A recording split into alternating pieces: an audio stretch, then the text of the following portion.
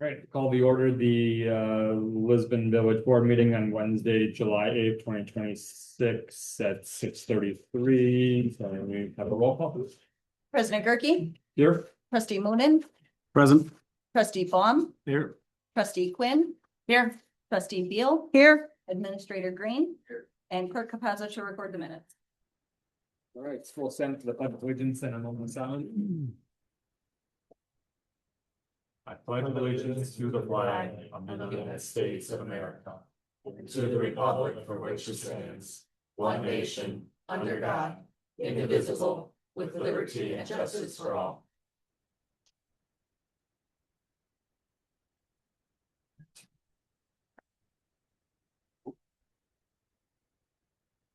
All right, item 3 are citizen comments. Citizens are invited to share any comments they have, and they can limit their presentation to about 3 minutes. Come on up to the microphone and start by stating your name and address for the record, please. Gregory Keene, Kuehn, North 82, West 22346, Marianne Court, Lisbon, Wisconsin. And what I'm here, I'm concerned about in my area right off Plainview and Plainview Parkway. We've been losing electricity like 11 times since last November, and usually on an average of 7, and the longest one being 19 hours. It was on for 3 and I lost it for 12 hours again. And I keep hearing rumblings about they're possibly going to bury lines in the town of Lisbon, and I'm kind of curious about what's being done about that. And I call the electric company and they say that it's up to the town to give them permits to bury lines. So I'm trying to figure out what's got to happen here. Have you talked to Dan yet? Dan, have you and Greg connected? Who did we talk to on the phone? Yeah, Okay. yeah. And you probably got our phone number, but I just wanted to come to a meeting and get on record that we're having. It's not just me, all my neighbors and stuff. We're all talking about it, and we don't know if there's anything you guys can do, but I know it's not much I can do. So that's why I'm here. Have you seen on tonight's agenda, we have this very topic? Yes, I saw it down farther. All right. Yes, we will be discussing that. Thank you for coming, and please feel free to stay throughout at least to that item on the agenda. All right, I might not be able to stay, but she's going to stay here. Okay. Thank you. Anyone else like to speak? No, anyone on Zoom? No one present on Zoom. All right, so we'll move on to item 4, which is the consent agenda.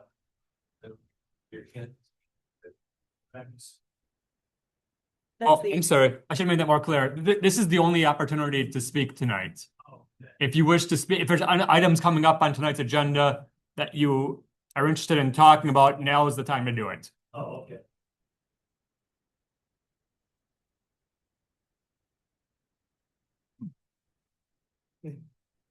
My name is Jeff Fillinger. My wife and I have. Can you state your address for the record, please? Sorry, it's a West 343, North 6237, South Bayview Road, Oconomowoc. Thank you. I'm here to speak about the required fire inspection that the state of Wisconsin requires for all commercial businesses.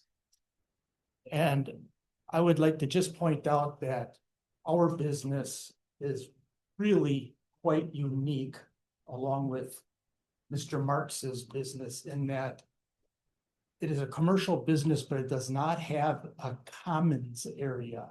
A commons area being an area where the public can come in, and there would be an employee inside to greet that person. Our business does not have anything like that. There is no place for the public to come into. And I looked at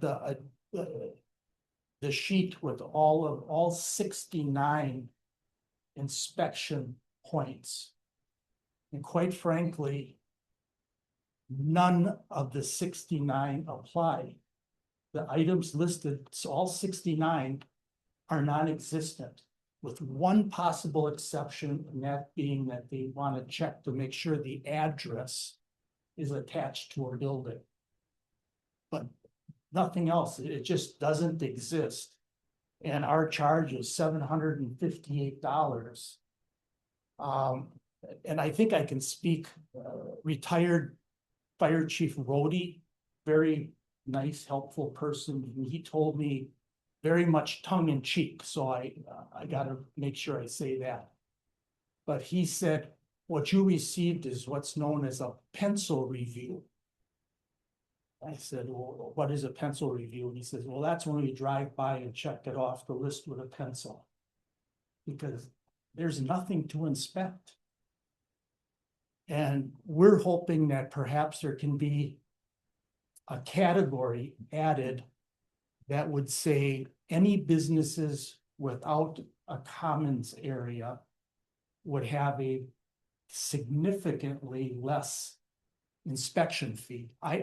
We do need to have an inspection fee. But $758 is probably what a Menards would pay, or Home Depot, or Color Inc., where there's many employees, and I think you get the idea.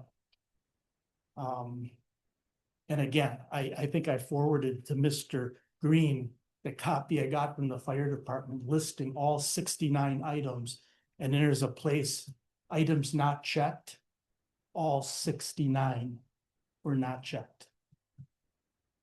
So that's my concern. I probably took more than 3 minutes. All right, thank you, Jeff. Thank you, sir. Which business was it? Mary's cousin. Yeah. Oh, yeah. Is there a question? He's just asking what business, and I'm not sure if everyone else understood that. That's Mary's Custom Storage over by Quick Cheap Mhm. Chip over on the. Okay. Go on. Dan Marks, North 1411 Ranch Road in Watertown. I'm the owner of Indian Grass Storage on Indian Grass Lane. I don't want to be redundant, but what Jeff spoke is fully, I agree. I started my conversation with Dan back in September, October, when we first received our first invoice and questioned that fee process. I agree everyone needs a fire inspection. But like as Jeff pointed out, there are 69 bullet points that the fire inspector goes through, and none of them pertain to us. We don't have fire extinguishers, common area, office, restroom. So what I'm saying is, I guess your smallest square footage, I think, is 2,500 square feet. I can guarantee you that the fire inspector going through a 2,500 square foot business building is taking tons more time than my 50,000 square foot facility. So I'm asking is if the board could reconsider, like Jeff said, we need to pay a fee, but I think 758 for a year, it's a little high. So I appreciate your time. All right. Thank you, Dan. Yep. Thank you. All right, anyone else? I know there's still no one on Zoom. Still no one present on Zoom. All right, we'll move on to the consent agenda then. Is there someone who likes to make a motion on all 5 items, or wish to pull anything off? If we want to take them all at once, is there a motion to, I'll make a motion to approve the consent agenda. is there a second? I second. All right, any discussion? Hearing none, all those in favor say aye. Aye. Aye. Opposed, say nay. All right, motion carries 5-0. Item 5A is authorize payments of the one-click bills dated June 25th, 2026 in the amount of $2,134.66. I make a motion, we authorize payment of the one-click bills dated 6/25/26 for $2,134.66. I'll second. All right, is there any discussion? All right, hearing none, all those in favor say aye. Opposed, say nay. Motion carries 4-0. Item B, authorize payment of the remaining bills dated June 25th, 2026 in the amount of $667,032.13 and July 1st for $105,453.56. Five expenditures June 25th are Village of Sussex for $309,994.05. West Bank quote for $152,944.95. Washington County for $80,475.12. Western Colvin for $18,089.47. And 50 dollars for $14,000. And top three expenditure for July 1st are new building inspection for $51,236.02. Great Lakes Roofing for $15,100 and Washington County for $13,688. All right, is there any discussion, or and if not, is someone ready to make a motion? Just curious, please, on, what's the date on this? 6/2/26 for supplies, $1,359.15 for utility. What is that for? I had to grab the bill there now. You can let me know. I mean, you don't have to look right now. You can let me know. I can. Okay, I was just kind of wondering what there was. And it says Cassell Limited Oh, that's for. LLC? That's the software. Yeah, software. Co- Oh, okay. Then I got it. Thank you. Any other discussion? Wait. Yes, I just have to say, I just have to bring this up and I know it's an upgrade. But to pay for Sussex for $290,051.41 at the 432 homes in the district have to pay, this is on their back. I think that's exorbitant because it comes out to over $500, $600 a home to pay this for an upgrade. It's on their backs. I don't think it should just be their responsibility. Like the 450 that we paid last fall.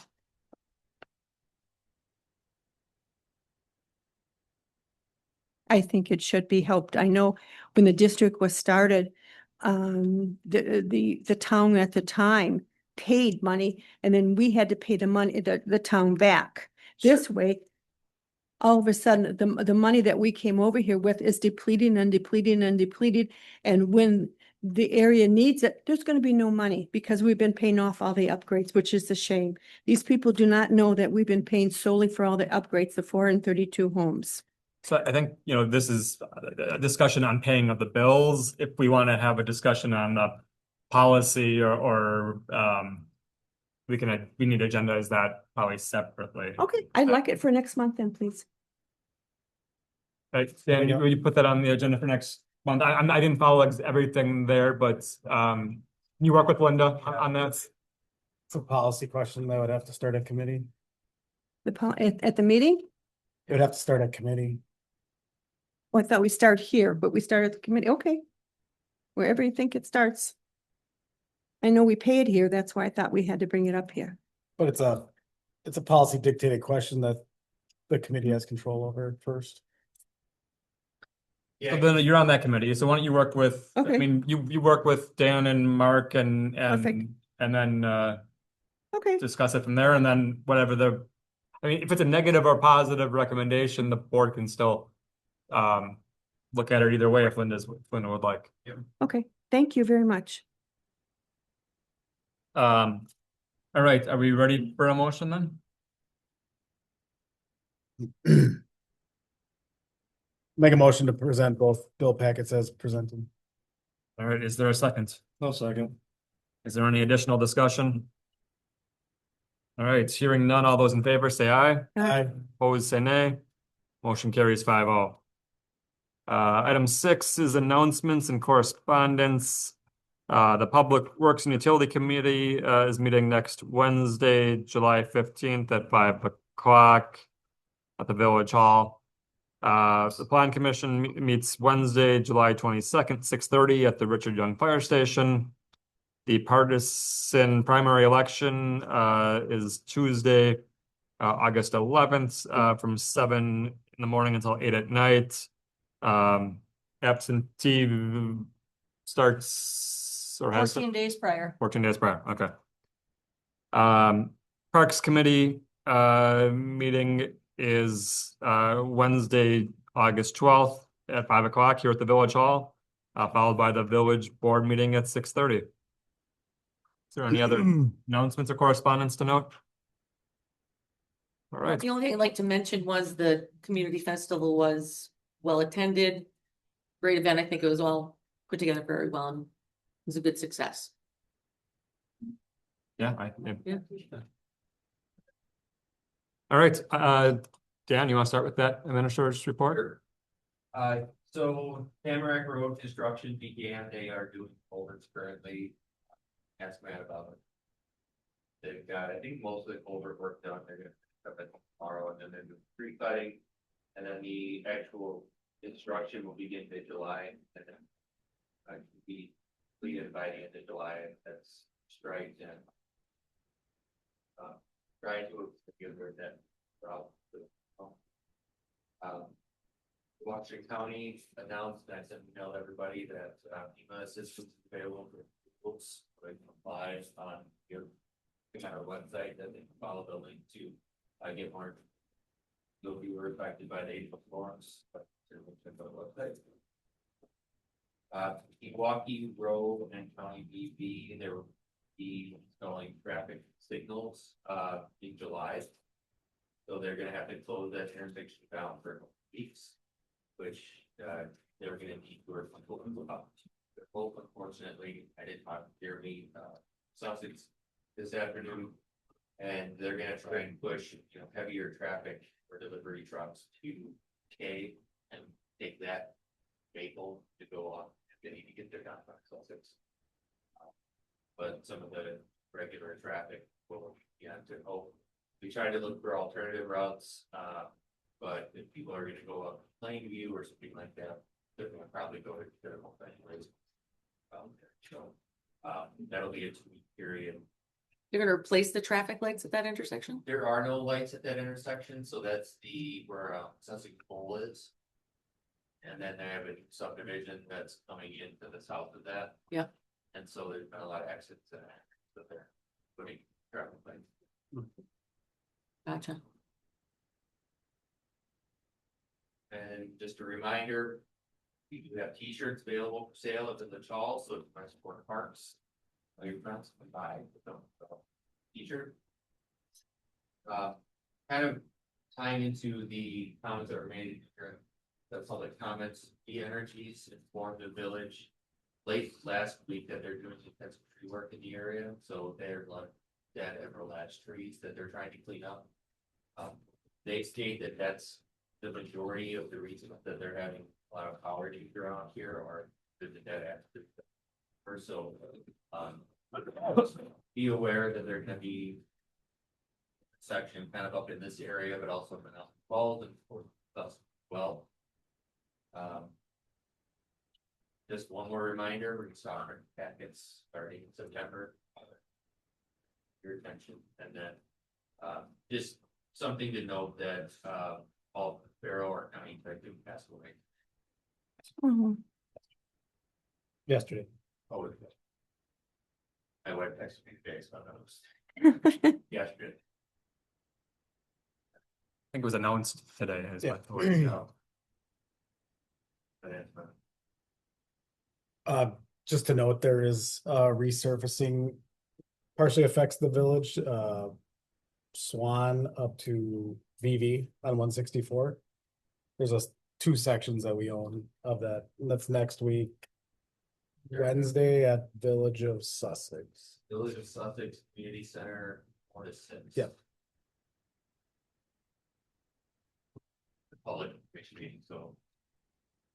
They're wrong. All right, any questions on Dan's report? All right, we'll move on to unfinished business, which is discussion and necessary action regarding the conceptual park plan options. Mike, do you wanna, whatever you wanna, do you wanna sit either next to Dan or come up to the podium? I'll probably get you involved here if you don't mind.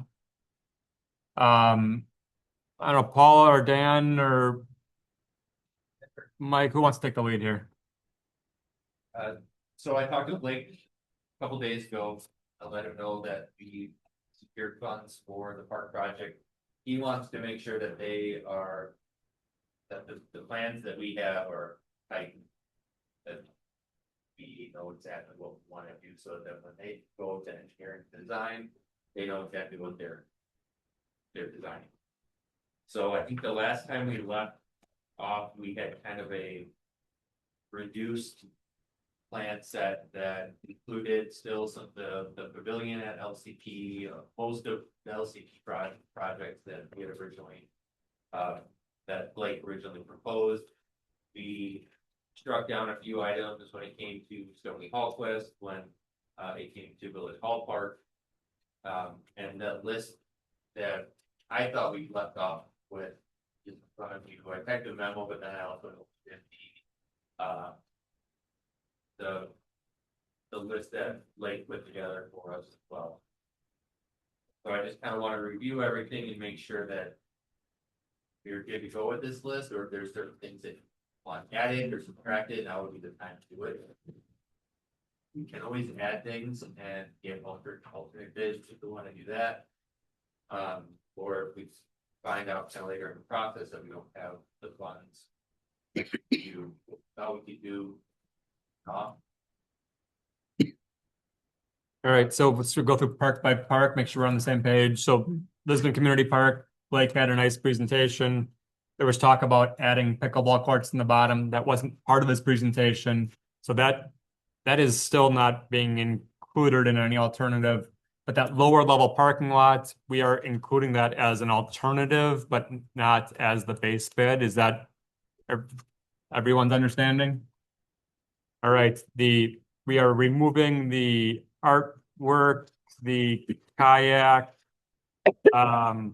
launch, and was there one other thing that we're removing? Okay, those things. We're on the same page there, right? And then the question, we went back and forth on this. So I think where we left it, Mark, I mean, you kind of thought that shelter size was a little bit too large. Dan and Mike think that it wasn't what Blake proposed. So the question is do we want to have our base bid be that what Blake proposed, the 80 by 36, with the alternative being 64 by 36 if we don't have the funds, or do we want to do it in reverse? I think that's really the only question that remains. Yeah. What, you have a comment on that, Dan? Yeah, just talking to Blake, the cost difference for moving like 8 feet is pretty nominal, to the point where I just don't know that it's worth sides for that.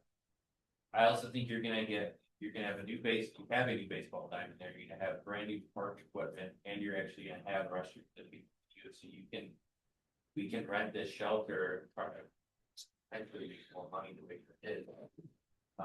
It becomes a bigger venue, people that actually hold nice events. So that's my opinion, but we want to reduce it to save some money. But either way, however we decide to move forward, we're going to have the option in there for the alternative, right? Yeah, I mean, and on here I put if you want to do an alternate bid, you can do it, reducing the size by, I think here. 16 feet. All right. Which would be the equivalent. Is it 4? Oh, okay. I was thinking. These are 8-foot tables.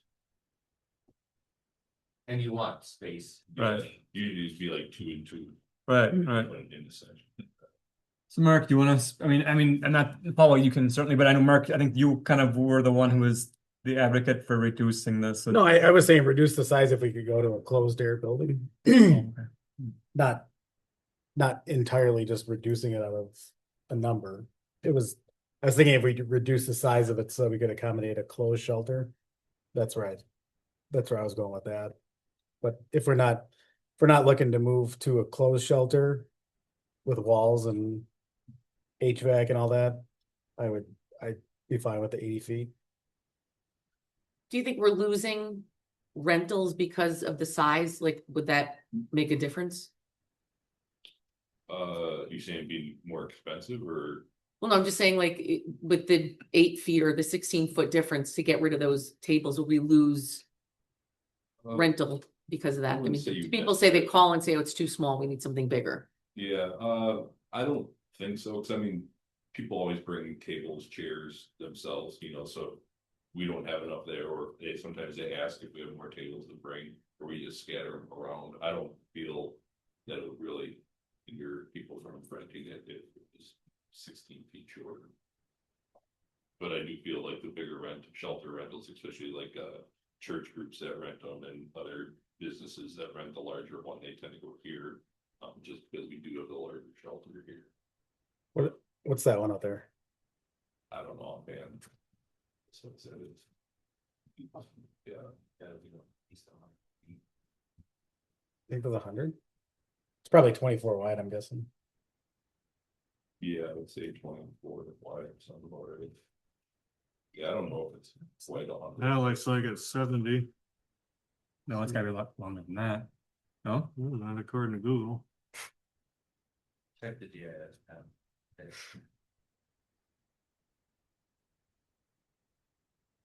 It's 70 by 30. It sounds, Right, keep in mind though that's open on both sides, doesn't include the bathroom, so I mean, the picnic table capacity. For this would be less, but I don't think the size. I would needs to be imagine reduced. putting walls in an HVAC would be super expensive. Like to go that route. keeping maintenance and. So you're thinking like a 3-season kind of thing or a 4-season thing? No, I would either do a 4-season or leave it as is. But that was the only reason I suggested reducing it, is thinking that the reduction in size would translate into being able to enclose it. But probably not dollar for dollar. Yeah. But- It's a But then great again, idea, it's more, it's rentable all year versus 5 months, right? so. That would be 70 like- by 30. And the issue with enclosing a building is then you have. Somebody has to be there. Clean it, Yeah. open it. Employees open it, close it, security. Some type of security door in there and then have pass key for somebody Yep. that's renting it. There's more opportunities for vandalism. Just something to keep. No, I So I think budget wise, we don't have that. So the question is are we gonna move forward with the 80 by 36 with the alternative being 64 by 36? If we don't have the funds at the end of the day, we'll drop the size down. If we do have the funds, we'll keep it at the 80 by 36, right? So are we fine? I mean, do we have a preliminary alternate as far as what that would be? It's 450 for the. He estimated 450 for the full size, and I think it's 410. For the 18. To take off 18 feet, Six. and that's all estimated too, and I'm assuming you probably estimating high on that. And they may kind of move forward than that, but he predicts to be about 40,000. I would just bid it as 80 by 36 and leave it as that. Yeah, $40,000 in the scheme of things, I don't think is, yeah. Especially if we have partners that are backing this, that.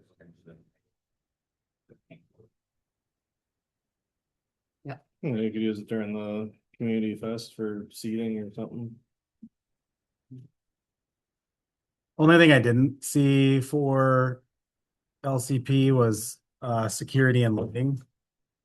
I saw lighting for the restrooms, but there was no lighting for just general outdoor lighting for theft deterrence or any kind of camera or utility for security protection. I guess let's have that added just to all of them, all the parks, right? I mean, Well, definitely the ones where there's shelter and building. Or equipment or fine, where there's area. Definitely. Yeah, I mean, the park's bathroom should be on automation. You know, it's over the long run, it'd be cheaper to automate than it would be to pay somebody to. But automatic locking and unlocking, yeah. see if we'll put that in the notes for Blake then. All right, are we done with those? Are these bathrooms like the ones you power wash out, or is it like a normal interior bathroom? I don't know what you spec out as far as. I think they'd be able Hopefully to, power wash. Yeah, so it'd be a lot easier for you guys just to go in there with the power wash and squirt a little soap and spray it out then. I think you had mentioned before that there might be some cleaning up these bathrooms, which I was concerned about. You know, do you, and that's would that be in your budget, or where does this money come from continuously to clean these bathrooms? That's how I was going with the easy way of cleaning them versus normal building bathroom. Yeah. It'd be an operational expense. I mean, in 2028, we're gonna have to, account for that in the parks budget. Yep.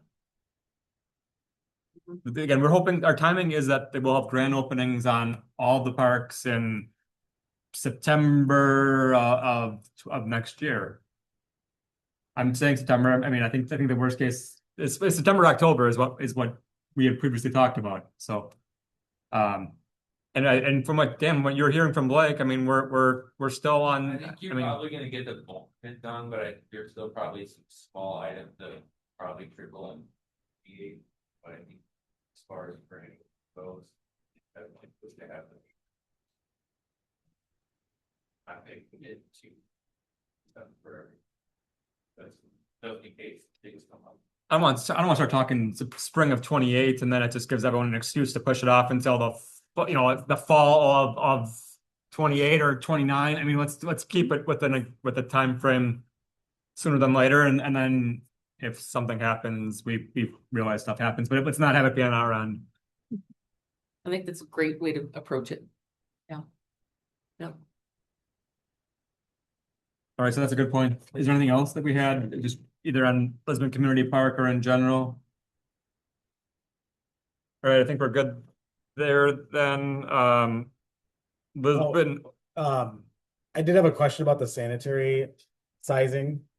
Are we oversizing that for future expansion, or is this just applicable to the 2 bathrooms that are going in now? I don't think they're over. I think for what go there, I don't know. What you think we should oversize? That's sort of where are you going? Well, if we ever do anything like a concession near the baseball fields, we're gonna have to then install another sanitary system if this one's not oversized. how much would concessions add for? That's what I mean. If it's entirely tight to this, I don't know if we could even add that. I'm just thinking the concessions, sports concession stands I've worked at, I don't know that there's an extra. They have a 6-inch sanitary lateral, so. My assumption is that's gonna be big enough that if you wanna add a sanitary. Or if you wanna add a. Like a sink, right? I mean, we're talking, Yeah. right? 6 inches is pretty. You guys have depend what kind of concessions you're doing, if it's just chips and popcorn. It'd be different than, But if guess you've got one field up there, though, you're not gonna have a lot of concession. yeah. But I guess if we have a sink or something like that, if for Lisbon Community Fest or something, I mean, that's. We run it without that now, so But I mean, it would be nice. I'm not gonna Right, say it wouldn't be nice, right. but I don't think one sink is gonna throw it off that much. Usually adding one sink, it should handle that problem. Yeah, the 6-inch laterals, we have those. Oh, I get that. I'm just saying if the system isn't sized for it, you could have a 12-inch lateral. I mean, if the system is only designed for 2 bathrooms. And that's it, like even adding a sink might not be applicable. So, Yeah, I guess. But they have the festival there too. They're pretty consistently used, so that's good. Tax And it I a know little. we need to be careful with things too. People go there, let's say they sell a bunch of concessions and they dump all their grease down. The sink. Either watching them or and stuff. And will we need a grease trap for that? Yeah, they got grease traps for those kinds of things. I'd be more worried about the peak load of like community fest if everybody's using the bathroom. Yeah, it's designed for 2 bathrooms at maybe 2 people an hour or something. That's a lot different than 400 people on a day. I mean, this will not get used much some days and then other days, yeah, I Yeah. think so a couple of days of the I year. guess it'll that get would used have a to know lot. how many people a day it's sized for. Cause then we'd have to close it during big events. Which would be exactly what we're trying about to not single do. Family, right? So that's the direct line. We're talking about Lisbon Community Park still. Oh, we're Yeah. still. yeah, So I know when I had my wedding at my house, the septic guy said, get porta potties, they cannot go in your house. That's too many people. Sure. So just like a peak load issue, he said. That would be something we would want to plan beforehand. So I don't know if that's a Blake a thing or if that's just, when it gets bid out that we need to work with whoever is submitting I'll add that bid. I'll add a note to make sure that it's sized appropriately. I mean, Blake works in a lot of his communities that he referenced are on municipal services, so I'm sure he's worked on a handful or plenty that are on private as I well. was just more worried about the peak load part. Yeah, I agree. Anything else? Lisbon Oaks, I think we left it that we were gonna move forward exactly as he proposed. did we ever decide where the parking lot expansion was gonna go for Oaks? I think it was just, They were. it was being widened. But each side, it's 4 feet. How much? Like 4 feet total. It didn't have the space required. You have parking spots butting up against each other for ADA accessibility, so they need to. Require. And for backing out, you couldn't, Right. you would hit the next line of cars, right? So it's just a It's really tight in wider. there. So do we need extra length though as well, or we're just, Weren't there gonna be a couple more spots where we're gonna do the handicap? Yeah. and Yeah. So you're facing the park to the right. Too. So. That would be south, yeah. I think he can add like maybe 3 more spots going south. Yeah. I walk by there all the time now and people park on both sides of the road there. Yeah. It's. Well, I and they- mean, they you never park put it- enough parking there anyway to fix that. And a lot of people park on the road because it's shorter to walk through the ditch to the ball field True. than it is to go to the parking lot. Well, and we have no ADA. Path, the ball field even. Have that. Utilize that parking lot. I think that's what we talked about, Matt. all right. All right, Lisbon Village Hall here. I think we had one or two, a couple items here to talk about. So, we're going to do the 4 pickleball courts and 1 tennis court and the new swing set. The question, there was, I guess there were, and then Dan had some questions on some of these alternatives, but I guess the other item is the volleyball court. And we had gone back and forth at some of the meetings that we don't want to relocate that, but we can just leave it there until we figure out what's going to happen after Village Hall isn't. But I think Dan and Mike have some concerns about the bees and its usage that you wanted to bring up tonight. Yeah, I don't feel like as for a volleyball court, this gets used much as that. It's more kids playing in them. Like when they're baseball games. Like a sandbox. It's pretty much a big sandbox. So I just don't see it getting the usage to really is it worth keeping it at that point. How much work is it to keep in place? To keep it that much work. I mean, just obviously keep it where it's located. Right. It's really replacing the nets when it needs to or stuff like that. I know we do get complaints with the bees, which they're not technically bees, they're more of a fly, so they don't actually sting, but they are annoying, which are difficult to get rid of. Where they live in the sand. Yeah, they burrow in the sand. So We actually had Kind of like 30 hours. For volleyball or sandbox? Volleyball, yeah. I mean, I don't, but then with, I mean. First time. Seeing it on the course there. I think if it's not in the way, why don't we just leave it then?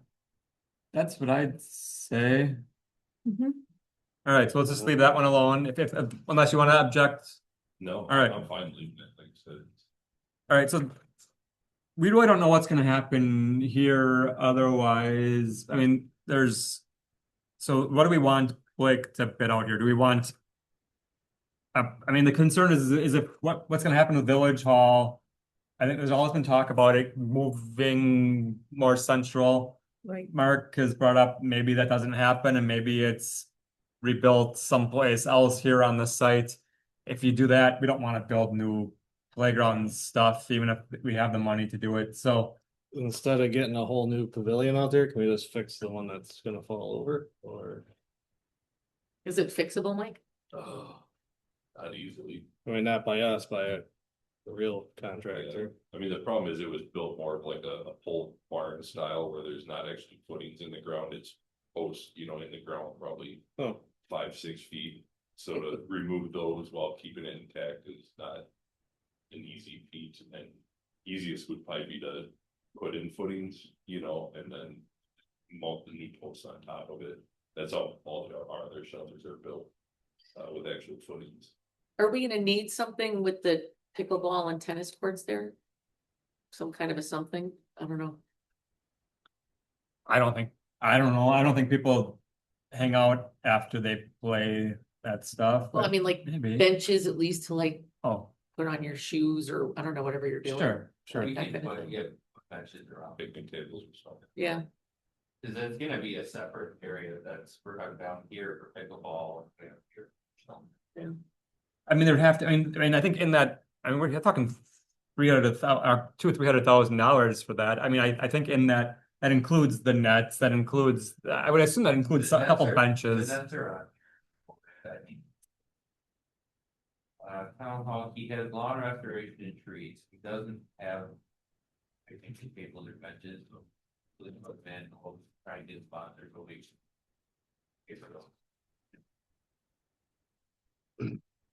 Because you have benches or picnic tables for like the new shelters as LCP and Stone Family. I know the original one, I did not see anything. And like trash receptacles. That kind of stuff. that adds up. Yeah.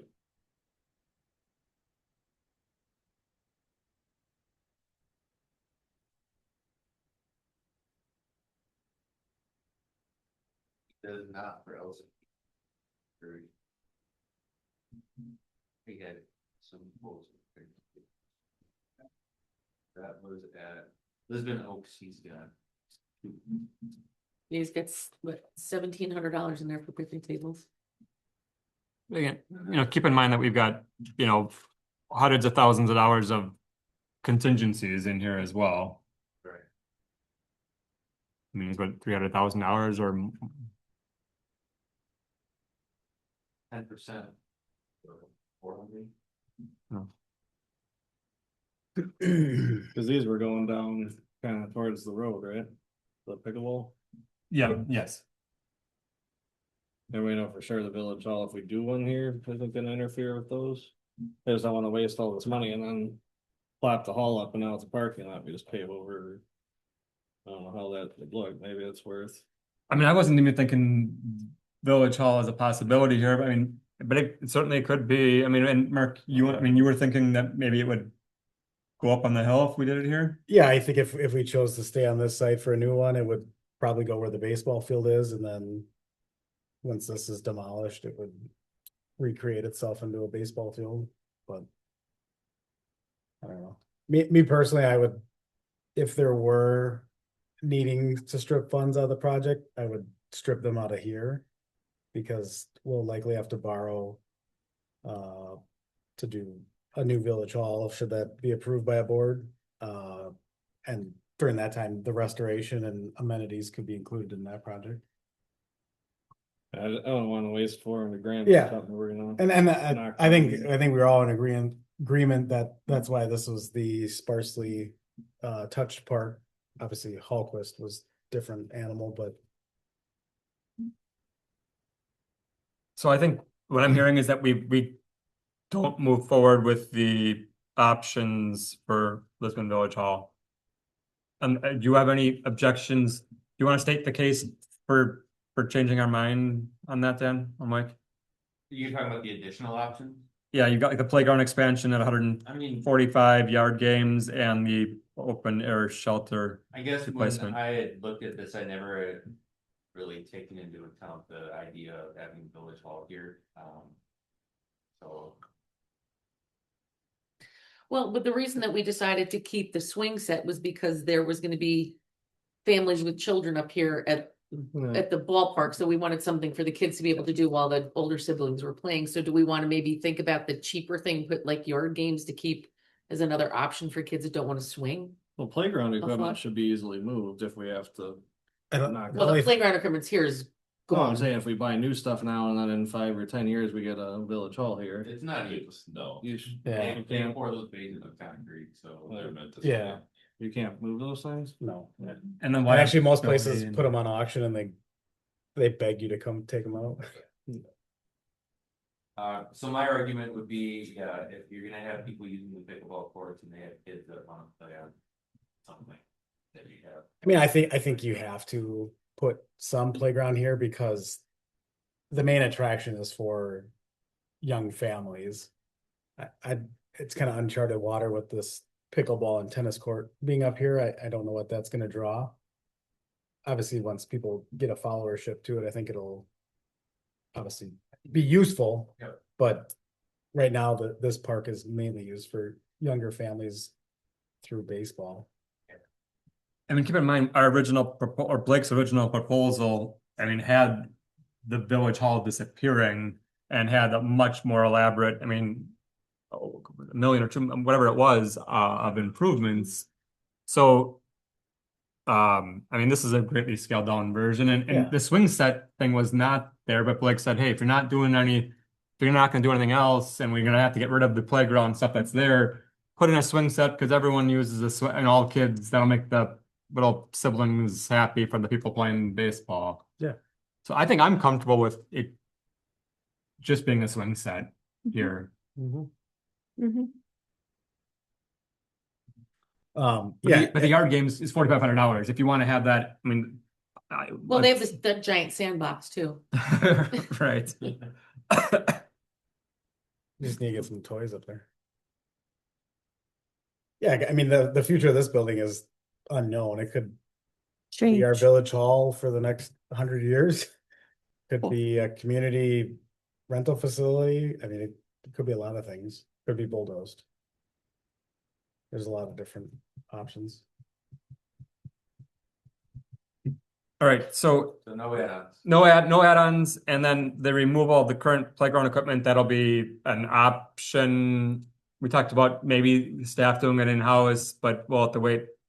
I mean, we know that we don't know when the shelter has to be removed, but it doesn't have to be removed before, at least Ryan's understanding does not have to be removed before we have the new shelter at Stone Family. And then we'll re-examine it at that point. So I don't think do we need the park shelter removal? Do we need any removal in the I'd bids? have to check to see if that part of the demolition is included. He just has demolition on here, and I don't know if that includes. The comments say playground and shelter. 25,000 Yeah, existing playground and shelter. or excluding. Give us thoughts on Mike, can we just do this ourselves? Or Just go for it. Playground and shelter, so yeah, that would. Actually, no, that we would could do, we include could both. make it like, those rage rooms. Oh, actually, I think, well, you might be right. Excluding playground and shelter. EX could be A lot of things. existing or Well, then I don't know if excluding. we're- Charge 25 grand. The only thing we need taking.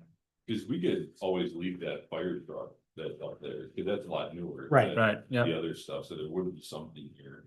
right. So that and the swings, that's good things. All right, so where are we, so what, do you need more direction from us on, if we have in the bids to demo that stuff and we decide to do it in-house, or we decide to wait a couple of years, we're not tied to it because it's in the bid, right? This will be a separate line item. I'll have this discussion with Blake. I would prefer they demolish or take out the playground equipment because half the issue is taking it out. And I know last time they took it out over at Stone Family, there was, they poured tons and tons of concrete in those playground equipment. So it was a pain in the butt to tear it up and chisel off all that concrete. And then once it's out, what do you do with it? So Mike was gonna, I think, reach out to people that might be able to take it off our hands if we could do it ourselves. And then kind of determine there. So just give us some flexibility in what, and that's what we're asking for there, I think. Are we, okay, I think we're done here. Yep. Stone Family Park. Dan, did you connect with Mark in the last day or two on this? No. No, so. The question, I guess, so, okay, we're gonna increase the park shelter size from what Blake had proposed. To this 64 feet. I guess, Dan, the question we had here was the consensus that we reached. We talked about increasing the size of the parking lot, and we talked about increasing the height of the left field, the third base fencing. The question I guess that came up is are both needed? And I've, you know, Mark, you're over there more than anyone. I certainly see parking up and down the street.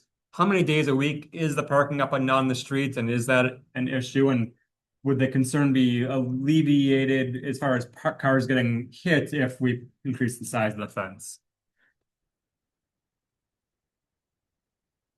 To answer the first question, a minimum of 4 days that it's spilling out onto the road. Cause there's 2 games for 2 leagues, at least 4. I think a They're girl, Monday through Thursday. So I a think, lot. is there a girls league that uses it Friday? A lot. I was thinking it was a day or two, so that shows you how. Yeah. Okay, I didn't know. There's a few that fill in, Land Stone and fill in earlier in the season. I get all sorts of requests from different clubs for random field availability, no thinking anything like that, so. And at that young age, you must just throw a lot of kids in the field, right? I mean, and both parents come, sometimes 2 cars. I mean, it's. Yeah, there's always a packed parking lot. So I think we do need to do both then. Expand the parking lot size and increase the fence. Okay. Did we talk about moving the parking lot Talked about it moving itself, south to like where the bathroom is? or it, well, along Plainview Parkway. Yeah. You know, just moving itself towards that lot line. I know we talked about moving it down.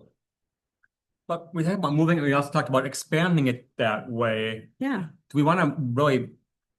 We want to have a parking lot relatively close to the field. Yeah, I think the problem that you get over there is that the parking lot is far enough away from the playground.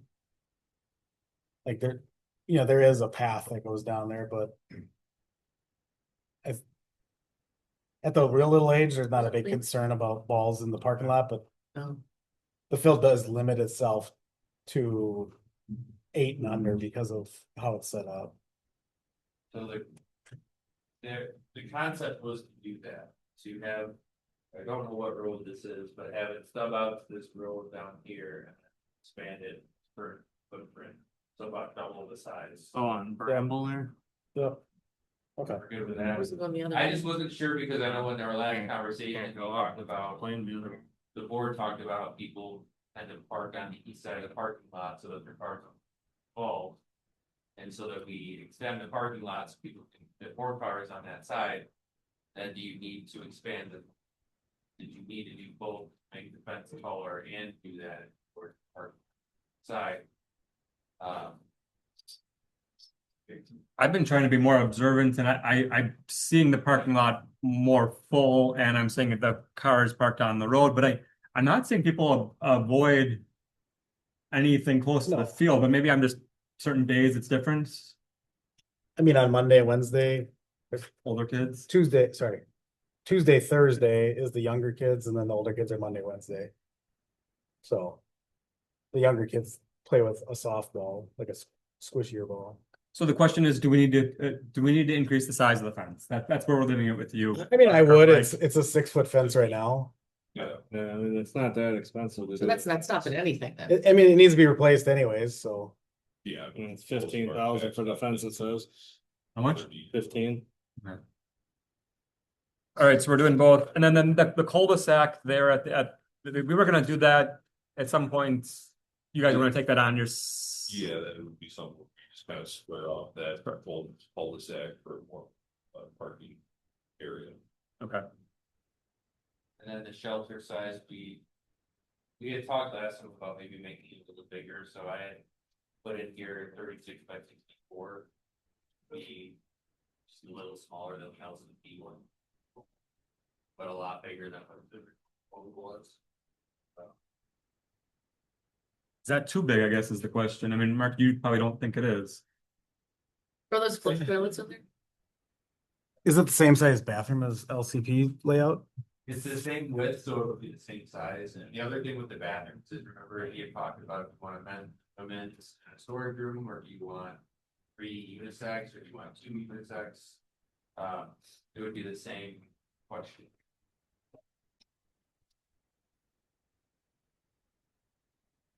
I would, for men and women. Yeah.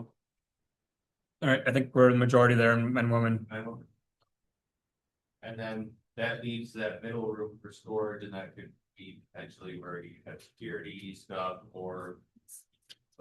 Cleaning supplies and. Yeah.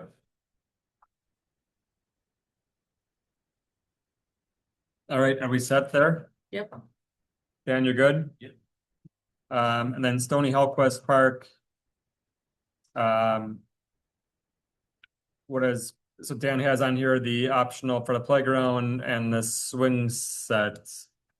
I know, Mark, I think you don't think that gets used much, and I don't think we've heard too much stating otherwise, so I guess the only way we want to do that playground expansion is if Hillquest gave money specifically towards this park, which is named after them, and we're still waiting to hear back from them on that.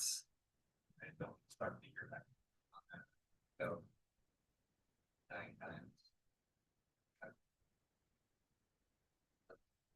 Field contacts they want. Well, let's talk. I feel bad that we're taking the stuff out and not putting anything back in, but understanding that if it's not super used and I mean, I don't budget's a consideration. think it's. I don't think it's a bad idea to put it back in and then just. See what happens when it comes to funding. Kind of put it close to the top of the cut list then. Yeah, we do have support. Folks and. Even if it's just, a swing set or just one of those 2 things, I think we should put something back in. I mean, the swing set, I think, makes a lot of sense. How often is this ball field used over there? Is it? Oh, it's same thing. Same thing. Oh, it is the same? It's- Okay, all right. Yeah, I something's really gotta liked go. his playground expansion idea for this one too, kind of blended in with the trees, so I thought it was really cool concept, but. Again, we're on a tight budget and then something's gotta go. So can we do this Stony Hillquest Park with the swing set being a set item and then the playground expansion being an option? Yep. Is that where we're at, Sure. Paula? Yeah, Okay. I hesitate to go the playground expansion though because of Sussex Park, so close. I agree, and I don't think it's necessary, but I guess what I hear what Dan's saying is if we have, I mean, if the sponsorships, I mean, come in at a high level, then maybe we're not going above our, 2.2 to 2.7. I mean, that's our hard cap Okay. from Well, so Lisbon. remember, there's a ballpark there, so you're gonna have little kids, siblings Yeah. playing baseball, so you gotta have something for those kids to do. Right, You and can't that's just why I take think it out. and swing leave set it. is Do we good. have to remove everything or just? Yeah, That stuff is pretty. it's bad, huh? Well, I mean, Highway K is also being potentially, I assume it's gonna get done in the next 5 years, but they're talking about actually having sidewalks on that stretch too, so you could have more pedestrian walkability to that park in the future. Well, yeah, I said we do it as an option, not as a Yeah, I like your idea, Nat. Is there anything else on any of the parks? Yeah, I just have a question and I'm so sorry to go over this again if I was. No. Okay. This is the time. Okay, just a quick one on the main one, the Lisbon, community? yeah, the community. The kayak launch. Did you talk about that? Yeah, we're not doing that. Good, okay. What about the 2 pickleball courts and additional parking for 120,000? We said that we are not gonna do the pickleball, but we are going to have the parking lot down there as an option. As an option, okay, that's what I thought. I just want to double check, thank Right? you. Is that where we left it? Dan, that's what you had in your notes? Okay, thank you. That's what I thought, thank you. I still So- disagree with the archery tower, but I know it's $8,000 and if somebody enjoys it, I just worry about the safety of it with kids, that's all. Well, so I guess to the, I don't wanna, I wasn't trying to dictate anything here. So I guess the way that Dan has this written on the memo here is that the pickleball courts would be an option as well. So Dan, I didn't mean to step on Dan's toes there. Do we want to have the 2 pickleball courts as an option or not? I mean, if we get who funding, Yeah, I mean, at the community festival, I did hear from a couple of folks that they did not want it at or the Lisbon Community Park. One of which wasn't even a resident of that specific area. That I think they enjoyed their walks, their nature, they didn't Oh, back and forth. That 2 people. You put it down in the bowl though, that maybe, Well, from what I've heard, usually you want more than just 2, you want 4 or something. When people play, they come with a lot of people. So it might not get used if it's only 1 or 2 courts. Or harder to get. I think, Yeah. I mean, I just saw a post on Facebook tonight. That Sussex has like a league, they run out certain nights, can't regularly, can't get there. Yeah, I just Always look- came from Village Park and their pickleball courts were packed. Yeah, how many are over there? There are 4, yeah, there are or 4. 2? No. So 3, 4. and they have 4, well, what we're planning on doing here is exactly what they have off of Maple Avenue with the 4 pickleball and 1 tennis, so. Mhm. Okay, All right, so where are we leaving that then? So can you, if we have it as an option, we want it as not tied together, the parking lot and the pickleballs as separate options, so we could pick one and not the other. Agreed. Mhm. I think it might make sense to keep them all together and just add those to here. say that again? Yeah, Well, they'll all be in. and All the we can- pickleball courts in one park. Mhm. So then if you're looking for a court, you can go there and see, oh, these are full, go somewhere else instead of, oh, there's one over here, let's go drive and see if that's full, and then drive back here and drive there. So you're saying, Do them all in one spot, wherever it's. I think we're so far apart from, you're the most centrally located of the 5 of us, but I mean, Yeah. Lisbon Community Park to the east side here, I mean, I'm never gonna go No, play at Lisbon Community Park. I see that. And people over in Lake 5, estates aren't gonna come over here and play. Unless you're part of a But league, but then if you're you're gonna looking drive for your a place league. to go, you're not gonna wanna look here and then go look over there and then look over here. I did think of that. The only drawback I think to increasing the number here is if we're not gonna invest in a accessible restroom, Yeah. then we force people to use porta toilets. Yeah. And today I was mean, the if you gotta first- go, you gotta go, but. You can always add to them later too. It's not like you put 2 in and you can never have any more either. Yeah. Today's the first time I've been here in years where I did not have a parking spot when I got here. Me too. So I mean, if, This yeah, is- Yeah, It's what there? it's baseball night. What did but I you, mean, usually in board meeting nights, I can still get a spot behind the building. Monday, Tuesday, Wednesday, Thursday, it's like this. I've seen it full there, but again, I was here Alright. last night and it was full. so I don't think we want to put more. I appreciate, I think what you're saying, Rob, is valid, but I still say spread them out. yeah, I think 4 pickleball courts here is plenty. Because we don't know what's gonna happen with here eventually too. So parking lot, try for, if you can include it in the bid as an option, tennis or pickleball courts, the 2 next to the parking lot. If we have funding that comes available and added. As a so we're gonna have separate bids for those Not- two. Not tied together. Right. Right. Mhm. Yes, hopefully pickleball. maybe. And I think I'm hearing, yeah, like I think what you said is the parking lot is ahead of the priority list than the two pickleball courts over there. Yeah, On the, just a general park-wide thing, on the ones that have the porta potty structures, can we look at relocating them to better spots? One of the complaints we get is generally it's kids that are running to them.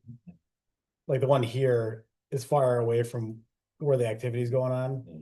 So to run from the baseball field up the hill to the porta potty is quite the endeavor for 4, 5, 6-year-olds. Yeah, I know one of the reasons is for when they service them, they bring a big truck that's quite heavy. So them being able to take the path up there and drive up to it where they're not sinking into the grass is. But even even Lisbon Oaks, it's at the parking lot. Yeah, The activity is down on the playground or on the field, which is still kind of a hike for. yeah, that would be pretty easy to move. You put it where I tell them to, so. And even you look at like Stony Hallquist, Mhm. it's at the parking lot, which is the furthest away from the playground and the baseball field. Yeah. It almost makes sense to put it next to the 6 or 7 parking stalls off of, is that Parkview there? Yeah. Yeah, we could put something over there. I know, like, generally you don't want it too close to a playground or the ball field because you don't want to smell it. Yeah, no, I get that. And closer to the houses, I mean, Yeah, people don't want these things at the end of their driveways or anything. Yeah. Except if you live on, I got one right now on the end of my driveway is what we're getting, is what because of the Tamarack Road. Construction project. That surprised me on Monday. I did not know that was coming. you should get your kids out there with a lemonade stand. Your entrepreneur skills. You got Yeah. college bills to pay for. Oh, boy. All right, so I think we're so I think you understand what Mark's saying Yeah, there. yeah. Okay, all right. All right, are we all set? Mhm. I think we're good. Do we need to do anything more? Dan's got it now. Yeah, do we need I mean, I think we've taken enough action. He I think understands. you've given them some pretty good direction. Okay, good. We don't need formal action on something conceptual. All right, so now we're on to Mike. Thank you for coming tonight. Thank you. Yeah. We're cruising here. We're cruising. Oh, we talked about his park so far. All right, so we're on to new business. This is discussion and necessary action on resolution 2026 -06 to amend the 2026-2027 fee schedule. Dan asked for this to be on, or the agenda for the reasons stated in the memo, but this is the all-encompassing fee schedule, and we heard from some residents tonight. Didn't respond directly, but we did. I think I'm sure Dan communicated this to you. We had this in front of the board for the issue that the residents brought up a couple months ago. And it was voted on then to not have that reduction. You three of you kind of had the fire department fees set a couple years ago. So there was some talk at that point a couple months ago about waiting to do this during budget time, but so this isn't my way of of sneaking this in and talking about it again. I did not anticipate this being lined up, but it is the opportunity for that, I guess, if someone so desired. I understand their issue, and I agree with it. What these gentlemen had said. Is that what you're talking about? Yeah, so that's I mean, we don't have that same memo that we had on here before about the possible reduction. I don't even remember what it is because I didn't anticipate this really being discussed tonight. But Do we have to change the code to satisfy the fact that they don't have those 69 points met on the fire inspection thing? Does the code need to be changed or can we just do this? it's the fee schedule. It's just the fee schedule. Okay. Do we know that they're not actually doing anything? Did we I talk saw to the- Pewaukee chief? I mean, they're doing something, they're just not. At least.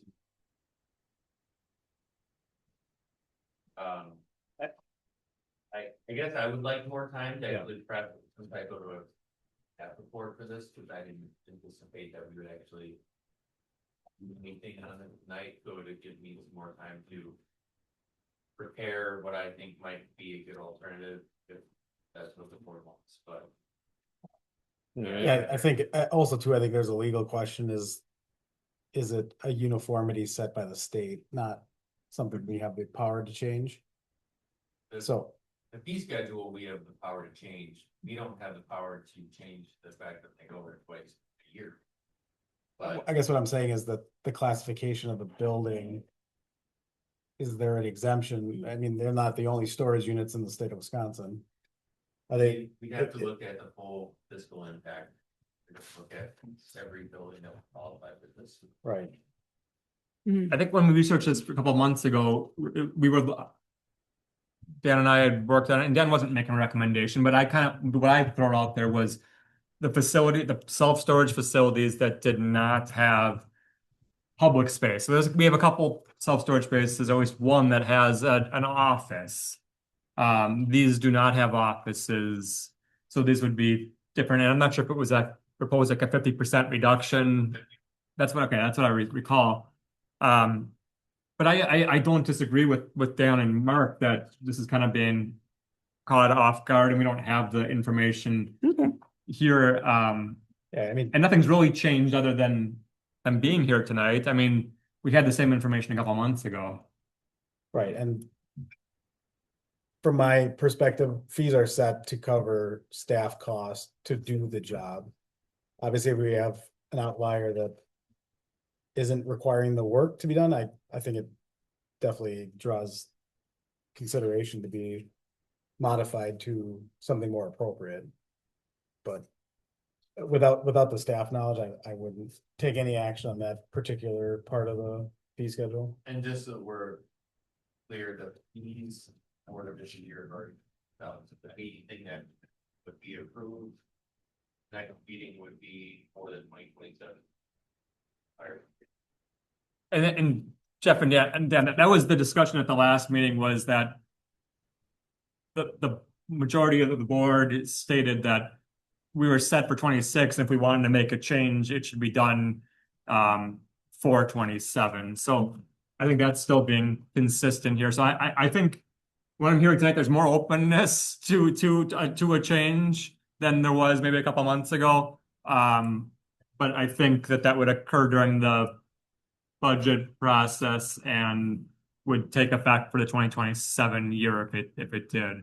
So I think we're gonna start those discussions in September. And probably hit it hard in later September and October. So I mean, I don't think we should just review. The two sections, I think everyone. Should look at every single one and make sure that they're appropriate, so. didn't you do that not too long ago? We did, in 21, I think was the last comprehensive review. Oh. So I thought it was the year that the year before we incorporated, Might have been 22. so. Was it before incorporation or? Especially the fire. So that was the fire fees, but I don't think, I'd have to go back, I know. We didn't start charging for a fire. Last year, Right. so. So 2 years ago, that would line up for fire, but I'm just saying, I mean, we should go through every department and make sure that the fees are appropriate. I mean, that's be doing that on a regular basis. I agree, but I remember seeing, did you have a memo that said that we were kind of in line? I mean, did you do a spot check on some of these within the last? Yeah, we Year? looked at a few different ones, I think 4 or 5, and it was more pertaining to whether there was a different charge for. Like a storage building then. So I wasn't necessarily looking at their dollar amounts. But I think our fee schedule resembles that of the one. I think we. On the fire side, it On the does. fire. But on everything else, I think you did. Okay, so let's. Are you talking about the whole entire fee schedule? Yes, that's what he's. Yeah. Oh, okay. Does Pewaukee have a cutout for storage? No, I mean, you guys passed in 2024. The fee schedule for the fire inspection exactly based off of Pewaukee's was my understanding. Mhm. So I can add some. In regards.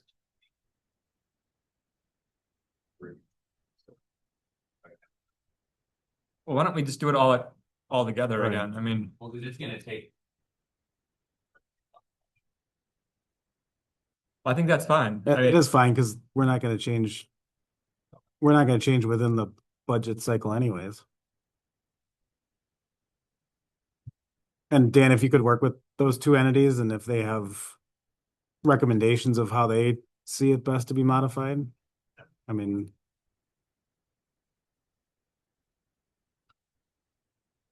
all right, so the initial primary purpose here is laid out in Dan's memo. Is there any questions that anyone has for Dan, or Dan, I mean, pretty well written out here. Anything you wanted to highlight? Anyone have any questions on what he's looking for here? no, If not, are we ready I- for a motion? I just wanted to highlight, thanks, I did talk about the last paragraph with staff about it, and thanks to them for thinking of this. It's definitely a help to citizens, because essentially what they're doing is they're preventing the bank from socking them with the fee, and they're routinely dealing with these errors on a staff level, and yes, it is going to be a fee that we charge, but it's 75% less than what our bank's going to charge them, plus their own bank. So I would also note that in the requested action, it incorrectly cites the resolution as 2026-04. The resolution number is actually 2026-06. I guess I can make a motion to approve resolution 2026-06, updating the 2026-27 fee schedule to include the weights and measures license fee and the check error fee. Is there a second? Second. Is there any additional discussion? All right, hearing none, all those in favor say aye. Aye. Opposed, say nay.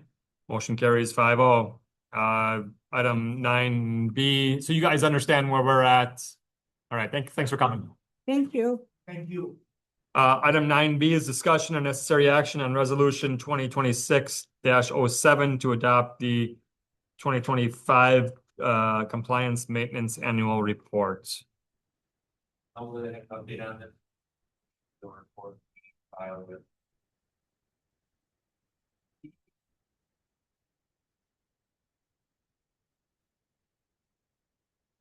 Here. One question I had that I talked about, I was describing description. He has the Lannon, that's the Lannon interceptor, but file does not have the file that has. So I just want to clarify that one. Can you also address with him? I know we did it last year and didn't look like it changed, but they're still describing it as Lisbon Sanitary District 1. I thought That's how they have to file it, the DOR, they still have that as our RD, but. That changed, DOR. Did you have this in your committee then already, or? We did not see this because it's a either you comply or you don't. So we talked about it in concept that it was coming from Don, but there wouldn't be anything to. We can't change anything.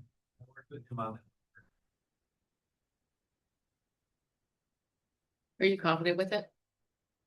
Yeah, next year is gonna be a little tricky because we're not doing any.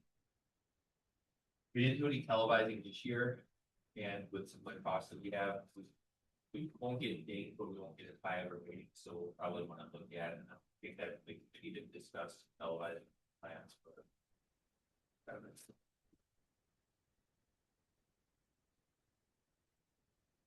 Right, Mark or Linda, or I guess anyone, are we ready for a motion? Motion to approve resolution 2026-07. Is I'll- there, I'll second. Oh, go ahead, Linda. I second. Linda's got it. Linda, you seconded? Yes. All right. Any additional discussion? Hmm. Hearing none, all those in favor say aye. Aye. Opposed, say nay. And motion carries. This is the Seaman report. The item. And I missed that. Item C, thanks for sticking around here tonight. Is discussion on necessary action on resolution 2026-08 pertaining to the Wisconsin Public Service Commission to require underground placement of electrical distribution lines and service distribution areas in Lisbon. So Dan and I talked about this, I think even before the last outage or two. And obviously, I mean, I'm on the same page that this is absolutely nuts. Linda and Mark, you're not seeing All the time. Yeah. Hate it. it's, Yes. I think, Paula, you're lucky. Yeah. I think you live on that side of town. A tornado that went right down my street. We did not lose power at all. My parents are in Mountain Shadows. They almost never lose power. We I think always. I've been power. here in my house for 10 years. I think I've lost electricity for a total of maybe 10 minutes the entire time. I've Oh lived my there. gosh. Yeah, it's terrible on this side of town. Yeah. It is. I'm not sure how you are, Rob. It's You're in pretty good. Okay. Every time the power's out, it's on Hillside in Litchfield. So we must be connected up there. So I appreciate that they're coming through and since we talked about this, they're gonna do a lot more tree cutting, but I guess let's ask for a lot and then, I mean, if they dial it down and just do something, I mean, we gotta ask for this is asking for the moon. I mean, but there was rumors that they were gonna do it, so let's. Yeah, I did receive calls. They're not calls, a couple of letters last year. And so my assumption was that they were going to start this project. And then I was getting calls from other residents saying, hey, I got this letter. Are we gonna do this? And, the assumption was that they were going to, and then that became of it. So, I guess they're gonna try and make it work by cutting trees, make this money, but keep pushing this. I have a hard time believing that ash trees are causing outages. We have that many of them. But Are they prioritizing where they want to do this first, or do we tell them, or like, how does that work as far as what they would tree do? cutting? Well, the tree cutting or even burying the lines, like how would that work? I don't know how burying lines work. I would assume that with their major outage areas is where they want to start.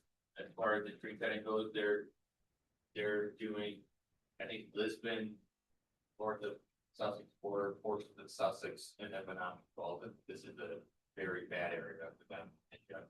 So they mentioned planning too. So I think there's just that northern Lisbon stretch of the base and part of Menominee Falls. I don't know. I've got ash trees that were never taken care of. But, These are their issues, though. They paid for this. Yes, uh, yes. Okay, Just so wanna make sure. if we go into, I guess this brings up the point on point number 3.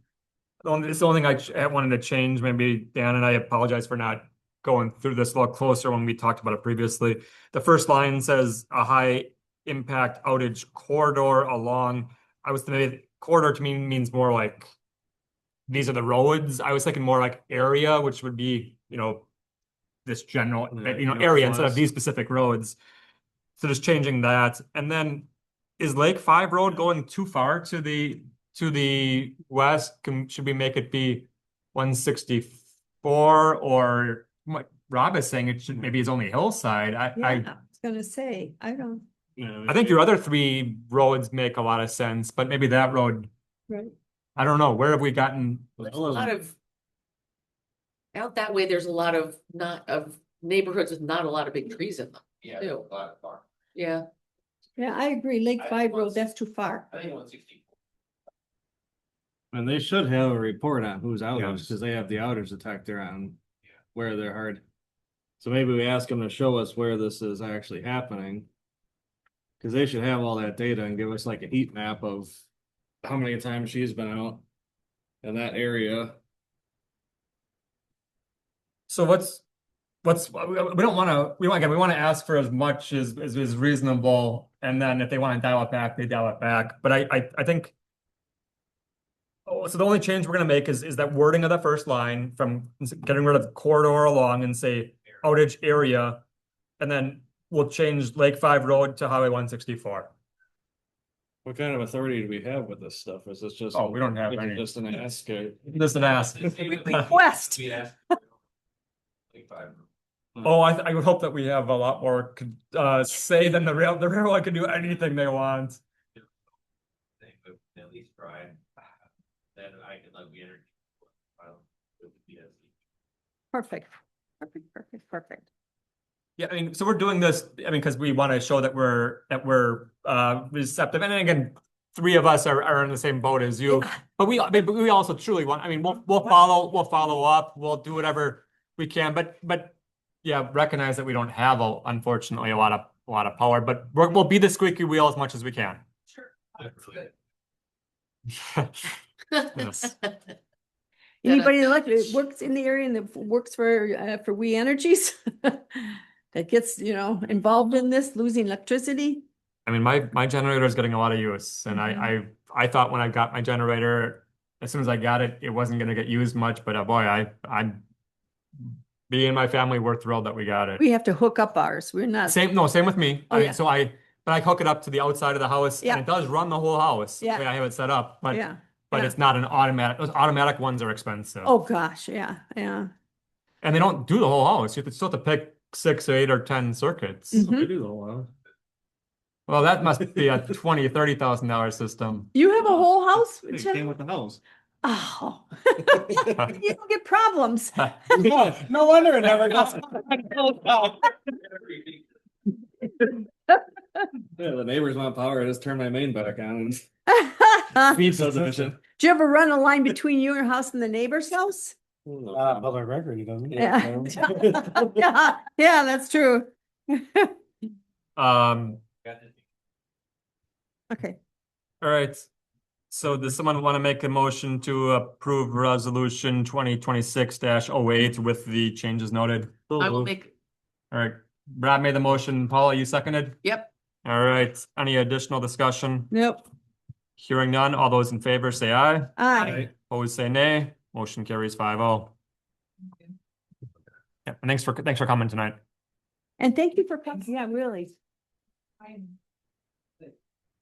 yeah, sorry that's happening, but Yes. yeah. No, I know, you had no. Yeah, Okay, I mean, every time the wind blows, we're afraid that it'll be out. exactly. That's lately, I mean, we. Mine's buried and I still feel the same way. It's only been like the last 5 years with this. Yeah. It's getting gotten a lot. frustrating. It's gotten a lot worse. That's really. Oh, absolutely, it is. Item D is discussion and necessary action regarding replacement of a box culvert at Richmond Road. Did this come to your committee? Yep. Okay. So this came up during the April flooding events. We had like 3 spots, Mary Hill, Mary Hill, Lake, and Richmond all experienced some damage due to rains.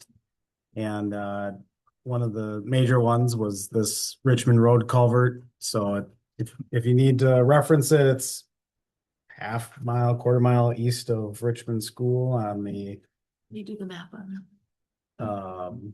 goes underneath the road. And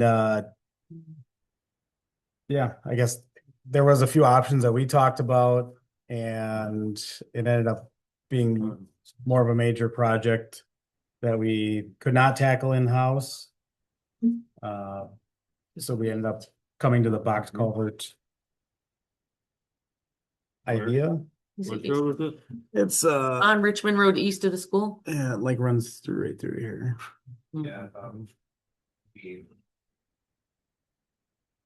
Yeah. It's I could chop a person's name or two, but I don't know if I. It's like 3 or 4 properties to the east of.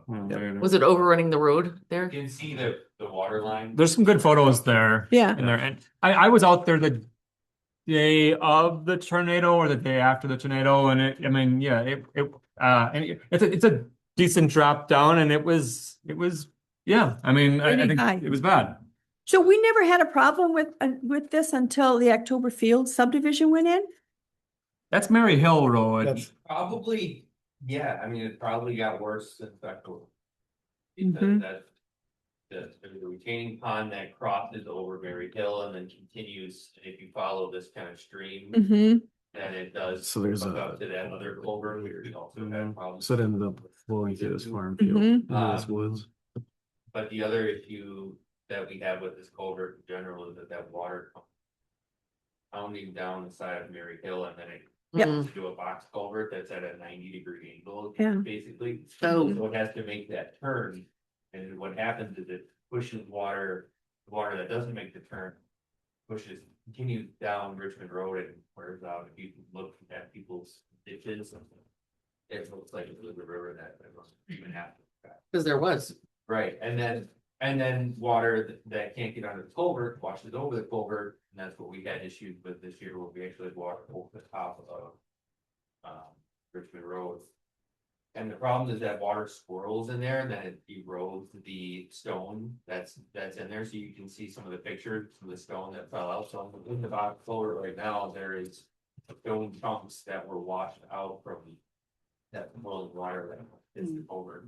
The plan is to have a box culvert that is angled at such a way that the water is not gonna make a 90-degree turn, it'll make more of like a 5-degree turn and naturally flow. And so the culvert, the start of that culvert is gonna be closer to the east and then run diagonally. And that's why there's a higher cost involved, because you have a bigger box culvert. We also need to put guardrails up on this. Correct, because there's drop off. And then we have to make sure that the road is wide enough that plows can handle going through the roads. I mean, there's gotta be work done at regardless, cause it looks like it's falling apart right now. Yeah. And they're gonna put where that 45-degree. I don't know if it's 45, it might be a little bit more than that, I'm not sure, but you get the concept, but then you'll have another culvert for when the water that doesn't go in there. That it'll be an actual culvert that'll run through it, so that you're not gonna get that bottleneck of water that doesn't catch it. Was this a unanimous vote at your committee? Coming out of the stormwater. So, yeah, we talked about, we're gonna pay for it out of stormwater fees. Where does this go? Right into this guy's house? It actually goes down, where are you? Yep, It's a- it goes down here, and then Okay. it comes over to the fire station and runs right Oh, here and then down here. I'm just like I wrote you. I'm shocked at how much it costs. Over the space overnight. Yeah. Yeah, I mean, it's been, Yeah. it's been flowing for hundreds of years. Right. Just to see when it's done. It's in, I mean, we're gonna have multiple bids on it. I mean, this is just an estimate, so I mean, hopefully, like everything, it comes in a lot lower, but, Yeah. It's a safety issue, so. and this is, again, this is not something that we are budgeting for, because we have the funds there in the stormwater budget. But still, we want, I mean, obviously, we want it to be as low as possible, but we want it to be sufficient, so. I think what we would do is get the engineering work done. Yeah. This year and then try and bid it out. If the bids come in high, then put it off till spring and then see if we can get it done next year. Just because a lot of the contractors have already contracted their work out for the end of the year. If they do have some crews that might be able to take it out this year, great. But, Did We don't get fill- rain like that again. Did we fill in with stone or something? They restored Yeah, the shoulder. wrapped down. Well, so it's not just if you're over the line, you're. No. Can we, Till next year. can we bid it for construction this year and bid it for construction next year? I think probably bid it. Yeah, that's what I will do Results something for. we want. Yeah. Keep that same bidding. We Could we do both though, and then if we don't like either one, then we could rebid it? I mean, I don't maybe think you they're can- willing to put a lower bid on it, that they can do it next spring. Never bid something like that. I don't think anybody's gonna bid a 27 bid right now anyways. Cause they're doing all their work right now. I'm sorry, say that, Mark? Well, it's something we talked about at the committee too. That's kind of what we were at is. Yeah. We directed Don to have Mitch, if it's not a favorable bid because it is late in the bidding season. Yep. We'll just hold off till next year and get in at the fourth quarter of this year to bid for next year. Yeah. But it's a smaller project, so they don't know where to land. And there's could be someone out there who's got a little gap, then, Yep. hey, this would be perfect just to fill it in, and they get aggressive. That's what. Mm-hmm. And we may not get any bids either if people are packed, because it is a small project. Mm-hmm. All right, are you ready for a motion? Yeah. D. I'll make a motion to approve the Richmond Road culvert replacement. I guess I don't really need to put a price on it. Second. Any additional discussion? Hmm. All right, hearing none, all those in favor say aye. Aye. Opposed, say nay. Motion carries. Item E is discussion and necessary action regarding the selection process for a new building inspector. When did he announce that he's retiring? I didn't know he was retiring. I've known it for a little while now. I guess, Like, he didn't wanna make it public or let everyone know, but. Hey, I don't know.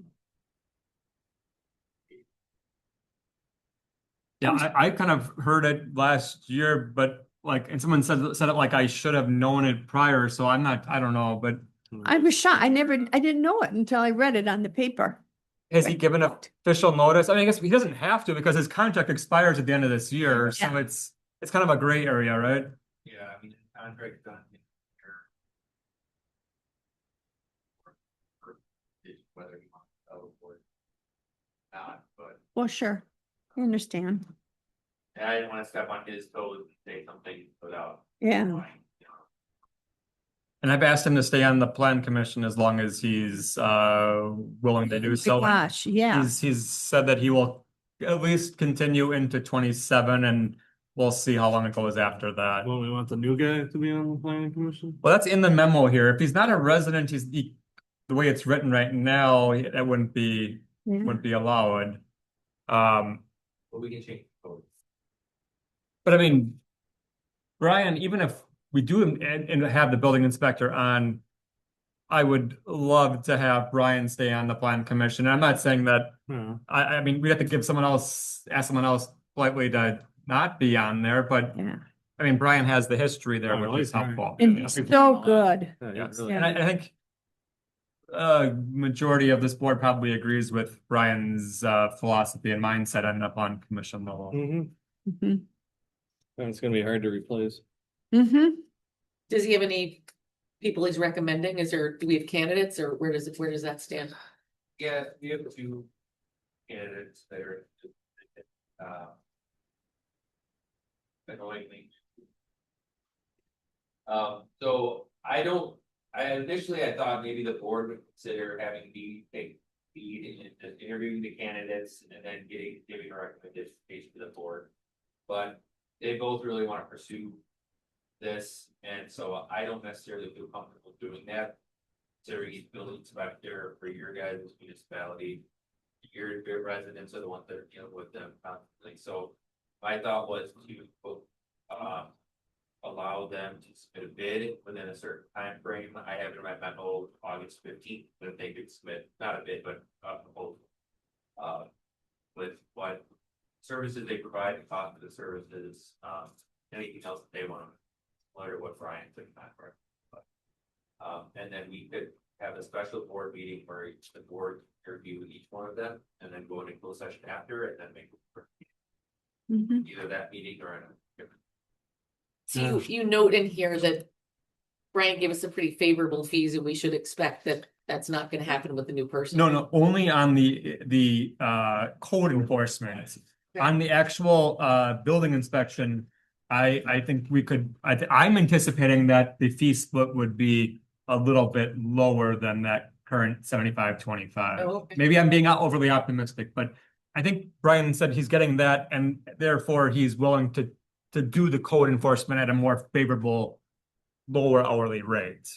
So they're tied together. So I think Dan's point is if we do get that 75% knocked down 5% or more, then maybe they're less willing to do code enforcement at a favorable rate. That's the way that I read it. I think we've talked about, right?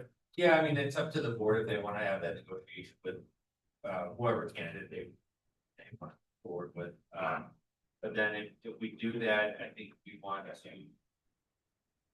Either have an hourly rate that's of a normal hourly rate for them to do code compliance or some contract out a code compliance enforcement agency, that other communities use their. Anywhere from $40 to $50 an hour. You're not looking at probably anything less than that, but the building inspectors do it. Is there an advantage to have the inspector do both or it doesn't really matter? Depends how busy they are. Mhm. I mean, if they're busy with inspecting buildings, their first priority is not code compliance. I mean, it is nice to have him on planning commission, so, you know, if he's going over there to some guy's house to enforce it, he already knows.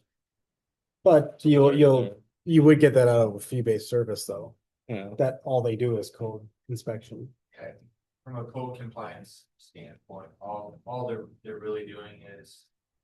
We're giving them complaints, they're doing inside inspection and sending a letter, and then another letter they'll track or. Report it to the police department to issue a citation. So I don't know that it probably doesn't really tie in much to complaint. Unless we're dealing with a compliance issue, but that would be. yeah. So how many did we have last year? Or We had that We didn't guy. have many. Compliance? Yeah. Oh, okay, all right. I know the ones we hear about are 2 complaints a day. really, But not many, I mean, that require somebody to Right. go and. inspect Brian's it. not, Problem. Yeah. Brian's touching three, oh, I had no idea that either. Yeah. Usually a phone call or site visit takes care of things and it Right. doesn't have to be. And Brian's doing isolated. that. A lot of them. Occasionally either myself or Nick will go out. and Yeah. get something. I like the idea of not being Nature. escalated. I think if we get another company, it would just be right to escalation.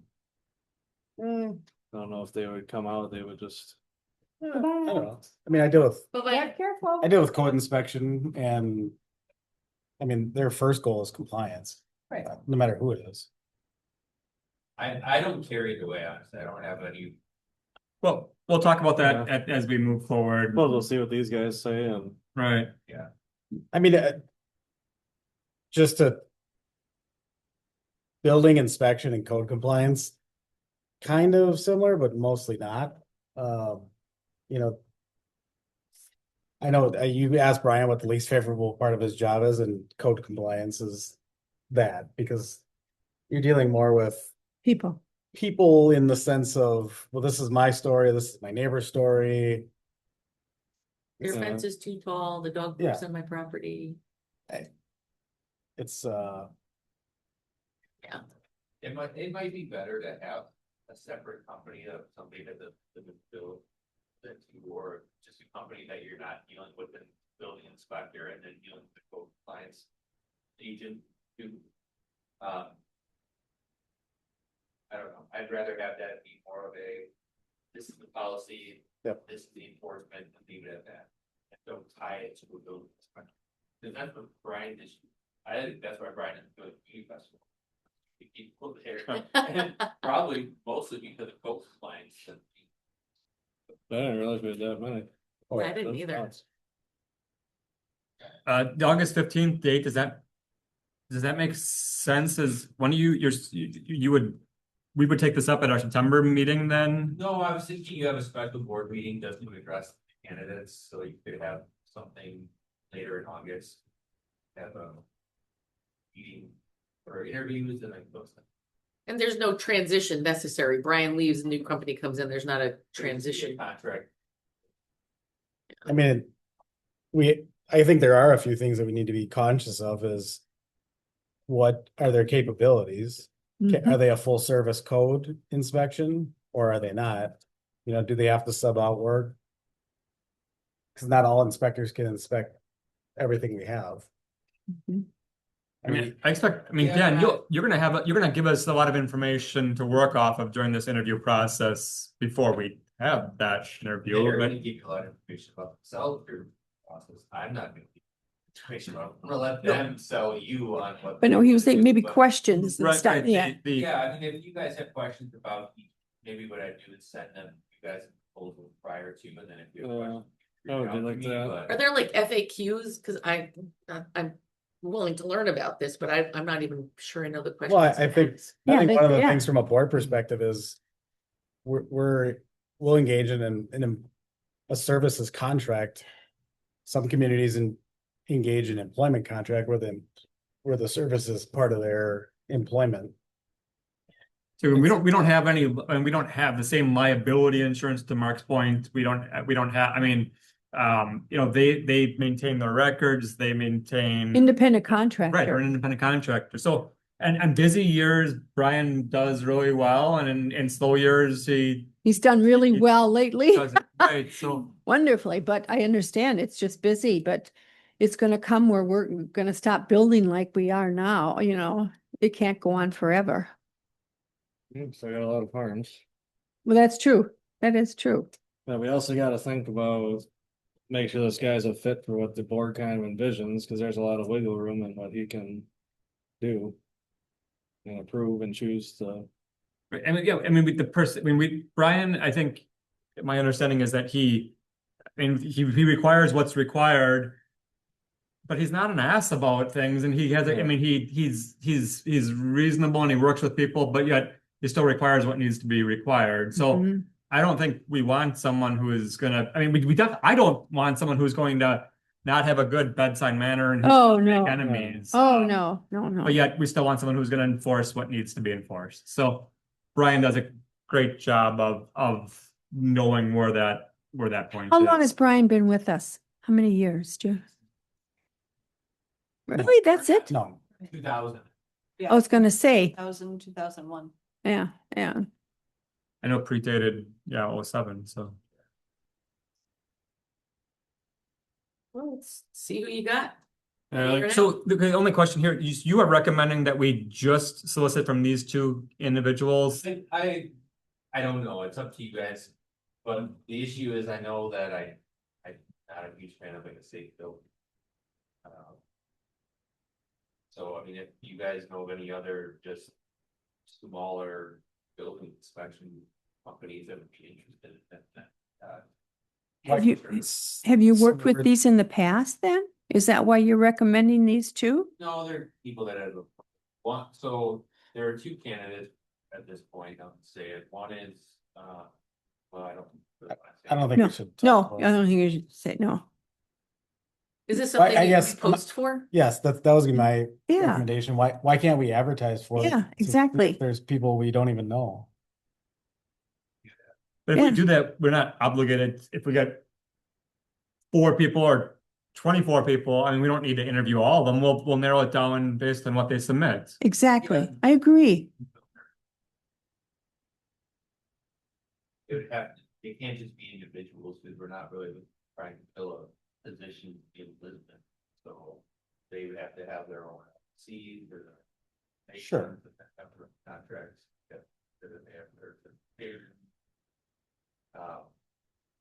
Just an example, they should know what they're doing and capable of. Is that gonna be a time consuming thing if you're gonna get a building inspector and a code? I just don't know how much, yeah, I don't know how much time. How much time it takes to post a position, not necessarily where to post a position, because it's not like something I turn this on. clerk's page or the city manager's page or something like that. It'd be something we post on our website, and I certainly would want to put it on the Indeed, because then you'd have 1,000 people applying for it that have no skills of building inspection, so. We could just throw it out there on our website and see if we get any. Is there like a association of professional building inspectors, association of code enforcement professionals? I mean, I'm just thinking like if there's, Well, talk to Brian, I mean, see if he has any ideas on how to widen the net, great, so then how do we want to set up? Would it be because good for we him don't want to this sit to take in up too? too much of your time either, Dan. Well, if there's something that I find that's relatively easy, then I'll do it. If not, then. I mean, what is what is the tipping point for us? To choose a sole proprietor or a LLC firm on a contract or bring it back in-house? I don't think you can have a building inspection or a building inspector in-house unless you have a new village hall. You need to file, you have to swirl, file, to have an office for that person. I don't think. We don't you have can do anywhere that to out put of them. this building. And then at that point, what's the tipping point?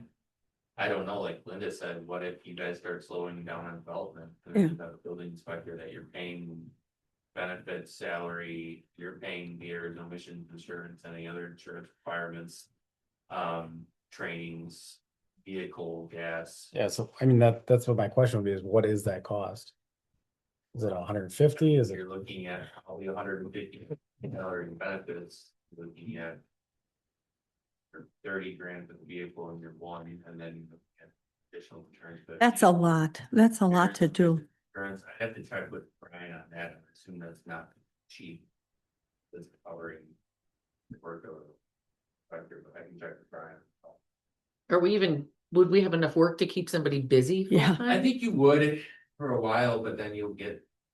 All times, and that's where that's where your budget might not balance out, so some years, yeah, you got $500,000 in revenue, and you're only paying, let's say, 200 or 220, you're making a benefit profit, you get 300,000 and you're paying 220. There's a gap there. Yeah. Or maybe less than that. It's showing building inspector salaries at 61 to 85. Well, that's low. Yeah. And we know that when Brian's gone, he It's has within a larger department. people backfill for, I mean, he covers, so if we had an employee and they were taking vacation, we can't, if they're gone for a week, we still need to have someone who's available to do inspections within 24 or 48 hours. And our contract right now, he takes care of that type of issue. And that's the other thing to think about with an employee is they go on vacation for 2 weeks, where you're gonna have covered, you can't Yeah. stop at apartment. Yeah. Hired. I don't know if I would be in favor of having someone in-house. Just I because only of looked at the, this years ago because I mean, I thought the same thing, like, I mean, because in the good years, we are I mean, again, we could save money. But I've seen slow years. I mean, I was on the board in that bet. 08, 09. I mean, time when things dipped is so. How I much should did we, say the good thing about having it contracted is if things get. Your expenses also. As opposed to if you have flat, right, fixed amount that you're paying bill inspector, this might go like this, which is what your profit margin is, as opposed to your profit margin is. can you send us maybe the last year or two of what we've paid out for that, so we just have kind of a baseline?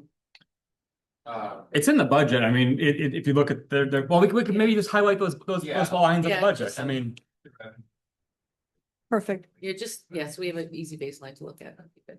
That'd be good. and so my point is, if he does 1 year, you can do the last 5 years just as easily.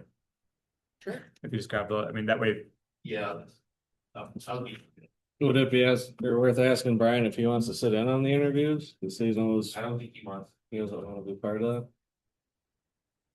I think if we have any questions for him, maybe you can reach Yeah. out to him, but otherwise, yeah, I know, And the other issue with posting the position is. And the reason why I put the August 15th submittal date is because these people also have lives and they have businesses and they need to know what their work schedule is gonna be. 7. So to push this out, let's say till mid-October, well. They're gonna be strapped. Preparing for a new client. So I don't wanna push it out, that's why I put that.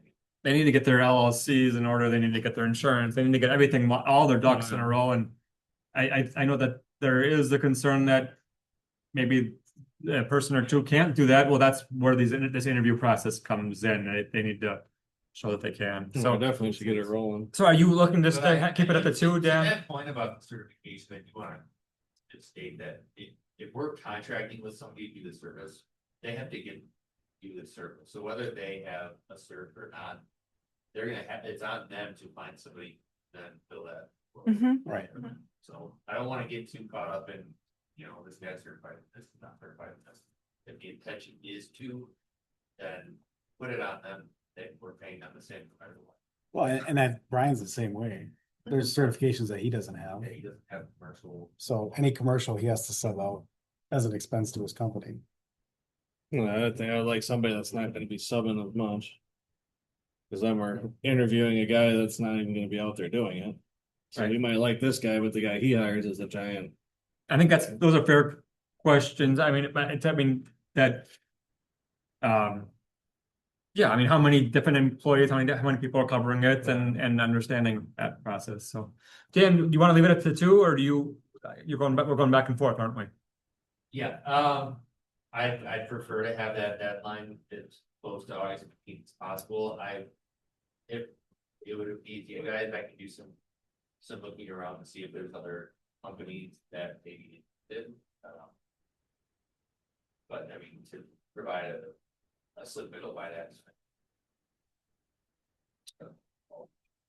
Because these guys know, they know of this already, it's your point, right? Maybe Brian does. Have you talked to him? Yeah, Oh, one of them? Okay. Yeah, I Right, guess so- if you wanna send those people over so we can start looking at them. and I'll provide maybe some helpful questions or ideas, questions of the board. I do like the advertising part of it though, because I hate to get a tight deadline and the board not like either one of Yeah. firms. I'm worried about the 15th. Is that enough time? I mean, It's That's- 6 That would just be weeks. the submittal date, so I mean, we can push it back. I guess I could push it back to September 15th. Or ever. Well, you said, your point about this, I mean, if this is someone's going to be their, more or less their full-time job, right. they don't, I mean, if it's September 15th is the submittal date, we don't interview them until later, we don't make a decision, and I mean, you're getting a little close to the end I there. would say way into the fall. I mean, I just, myself thinks the 15th a little early. You can do like the end of August or September 1st or something like that. Are we comfortable with making it be, I have to leave it up to Dan. He's gonna. It's his project. so anything between August 15th and the end of August, we're leaving it to Dan, is that what we're saying? I don't care. Dan, you, Yeah, that's fine. okay. And you'll you reach out to these two and you're gonna post it on our website, is that what? I'll try and see if there's any other proposals. Oh, Uh, oh, excuse me. I'll see if there's an association or something where Waukesha County is type of. We see what Sussex has, Pewaukee, I mean, Yes, maybe. Stateside. just FYI, I'm gone from August 26th to September 11th. So that'll be that first September meeting. So just FYI. Okay, Where are you going? all right, so the requested action is to authorize the village administrator to request final proposals from qualified candidates and set a deadline no later than August 15th. So I think qualified candidates is open enough. It doesn't have to be just the two, that's Dan's discretion. And we'll change it to no later than August 30. I wrote down 30. But again, if you want it to be 15th, then you have that discretion. So Yeah, there is a building inspector. I think that's enough, just, Yeah, BIASCW. Yep. all right, so Dan, you'll talk, so there's some other information that they can pass down to you. Linda, I think it sounds like you're ready to make that motion? So you seem like you're ready to move forward, that's why I said, so Dan's. yes, So what Dan had proposed was, as a requested action, was to authorize the village administrator to request final proposals from qualified candidates and set a deadline no later than August 31st. okay. So that's your motion? That's my Didn't motion. mean to put it in your mouth. Is there a second to that motion? All right, and Paula Paula, you're the second. seconded. Yep. Are we good? Any other discussion? Looks like Mark is really thinking there. Yes, and we would. Hearing no further discussion, all those in favor say aye. Opposed, say nay. Motion carries 5-0. Item F is discussion and necessary action on ordinance 2026 Liquor licenses. Oh, wait, the one before it was 08. That's an ordinance. that was, one's an Oh, ordinance. okay, all right. To amend section 44 of the municipal code regarding extensions of premises. So this was brought up at the last planning commission meeting, where we found the section of code that requires any extension of premise to have a 6-foot fence surrounding the entire area if alcohol is being served outside. We are recommending, and Eric, our attorney, also recommends reading this section from the liquor license code. There are provisions in the additional use section of the village code that allows the planning commission the authority to regulate the delineation of the property when it comes to liquor licenses through conditional use permit. This was intended when it was put in place for outdoor, like one-off outdoor. Like festivals or concerts. Something like that.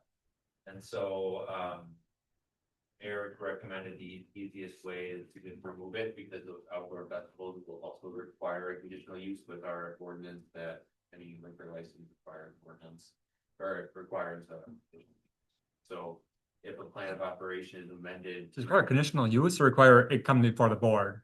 Come before the board. Oh. If it's a one-off event, it does not get a conditional use So permit. if an establishment has a liquor license, they have to get a conditional use their license.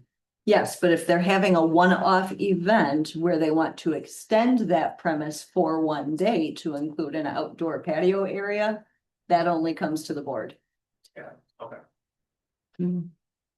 We did that all the time for events at the corners. All the time. And Well, in any case, this code language makes it so that no matter what your extension premise is, if it's a permanent extension, it requires 6-foot fence. And if we take that literally, that means you have to have a 6-foot fence around all of Iron. Or Oh, man. Oh, geez, if you take it literally. Yeah. And so that's that's not gonna work. Right. why Eric recommended these. If we do have to address something with a private event or one-off, we do that or the stipulations on it. It's based on each of them. like Lions Days has this weekend, I mean, they have it fenced in, I mean, More and then they're not gonna have it fenced in? open air. Open fence. Oh, okay, well, in the past where they had it Yeah. fenced in, I did not, I obviously haven't been. They had a 6-foot fence around that whole thing? Well, around the beer tents. 8-foot fence, a temporary 8-foot fence around the beer tents. Even though Really? even though you could buy beer outside the beer tent. You could down by the baseball field, yes. But fight hours were different though and all that, but yeah, No, it's not fenced in. okay. Well, in any case, the recommendation is to approve the ordinance to get certain sections going. All right, so I mean, I know you guys voted on this a 2 years ago, but I think that, I mean, Rob and I are in favor of this. We talked about this at the plan commission. Only thing I thought of is I was trying to think back and I know there was a good reason why we put this in there because we had talked about residential fences. This was part of it. Is there anything we're going to be allowing unintentionally because of this? If there's an extension of premise, I apologize, not like, but if it has become a premise, you guys would have the ability to regulate those events. Again, those events don't have very, you know, how many. I was thinking something at like Osblick or something like that, right, to have the, Yeah, but they're a private club, they have stuff, like some like once a year events that we see in front of us, right? Yeah, they didn't even have it this year. Okay. So, and I think when you guys, I mean, I wasn't throwing but my understanding was that this was done as part of a larger set of items that had to do with around the time of incorporation or, So know, the this state like a law was change. the chapter on alcohol-related licenses that we adopted due to the changes in state law. Right. So it was a form ordinance that Attorney Macy wrote. We just didn't catch this part. I don't honestly remember discussing this. Hmm. I don't know if we did, but I honestly don't remember. Well, We I guess I do remember Yeah, that property up on Q and 164 was part of the concern with how it used to be a bank. Now it's got a liquor license. And that's the property that this is coming into play with, that we had at the last plan commission. But I think initially he wanted to do more than. He wanted to have like pickleball courts out there and he wanted to do this whole rec area back there. And I think that's And you where. can't, based on the zoning code. Yeah, Right.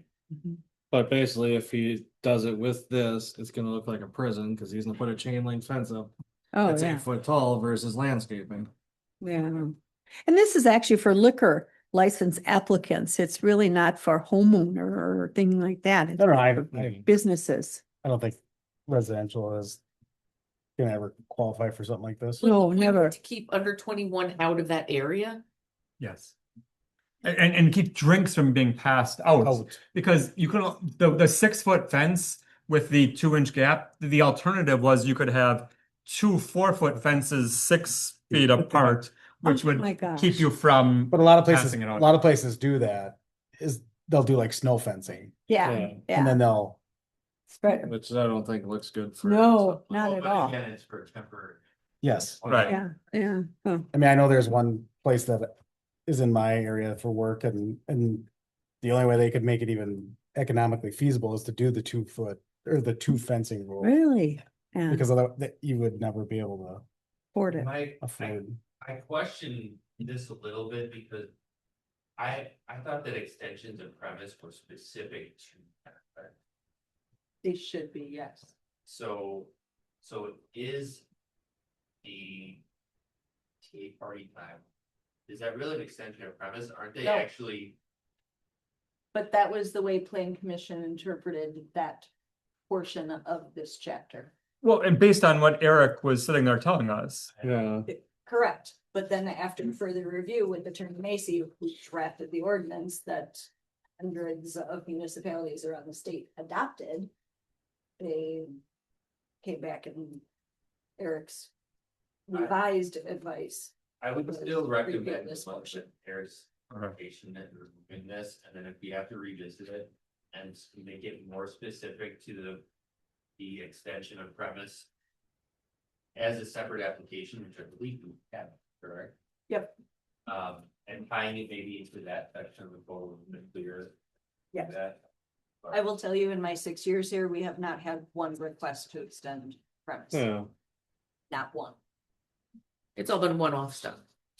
Yeah, it's all been temporary, one-day events for entities that do not hold a liquor license. And they just want to be able to serve beer or wine for one event. So like in New Berlin, there's a Maddie's Bar and Grill on College Avenue. They had events every other day. They actually filed an extension of premise application and had for the lines of where people serve and have fencing around those areas. It was a separate application to their liquor license. This instance, it's actually a liquor license that they're applying for as a change to their premise description, which is Correct. different than what this ordinance is referencing. But as I said, after reviewing with Eric, I would take it. Well, I mean, in this specific use case anyway, you don't have to be 21 to get into the golf place next to the bar anyways, inside. I mean, you could be 10 years old, play golf in there and you're 3 feet away from the bar. So the fence really isn't preventing anything besides an eyesore. And that's the, Kind of common that's the sense. business that brought this up, but this is all encompassing, this isn't geared Yeah. towards one specific.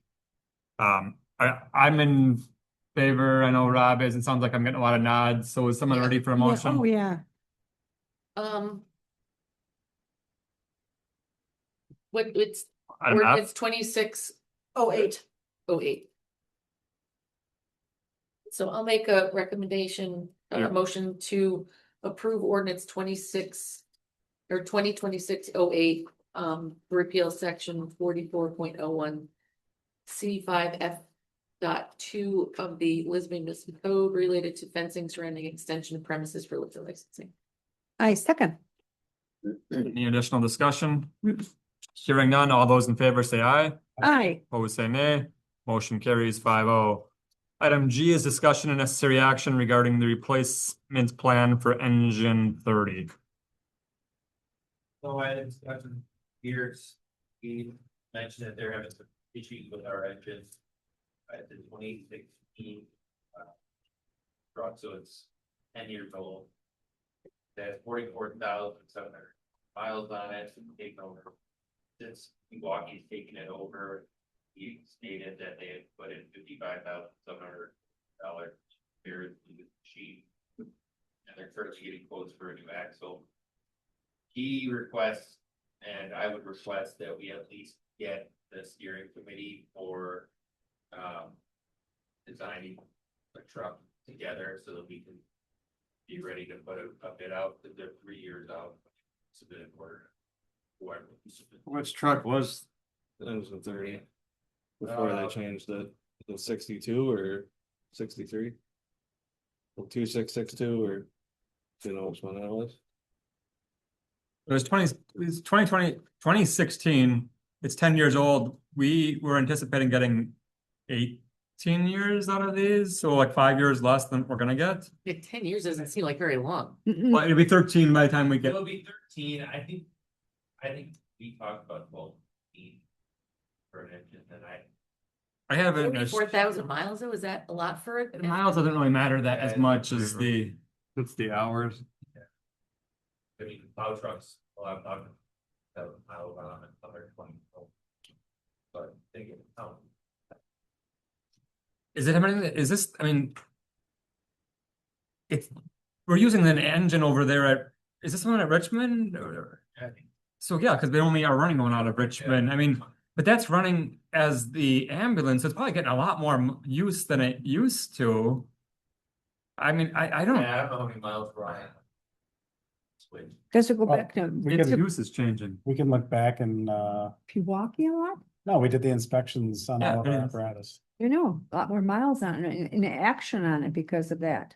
It's going into Pewaukee more than it used to, and it's going, and it's being used as an ambulance. Before we're operating 2 ambulances out of Good Hope and none out of Richmond. Mm-hmm. I mean, the models or the way we're functioning has changed. Yeah, just how they respond has changed. Right. When I was on, it used to be the ambulance and somebody would take a pickup truck if they missed the ambulance and engine if it was actually needed. Now it seems like it's an engine ambulance no matter what happens. I don't, think we kind of knew the engine was next up, right? We just replaced our 2 ambulances, we are waiting for a tender that should be coming in a day now. So I don't think it hurts to at least start the discussion with the group to get this spec out, because right now it's a 3-year. We don't even order it for another year. I guess what's broken on it now that we're looking at trying to get a new one in 3 years. On axle, you said they're looking at an axle. Axle, transmission issues. all kinds of- Wow. paying for the the repairs. That's what I thought, okay. It's big ticket stuff. That's probably why they're advocating for us to try to keep it. Right, so we pay for the new purchase of the items and they're paying for the repairs. Oh, Well, I mean, they're somewhat paying for that. Right, because it gets factored into the equation and then it all gets divided. But up. eventually that equation's not gonna balance out, right? What? Right. Right now, it's very favorable in their favor. I mean, if again, to the points we were talking about earlier. And they're aware of that, and that's something that I think we'll bring up later, well, within the next month or two.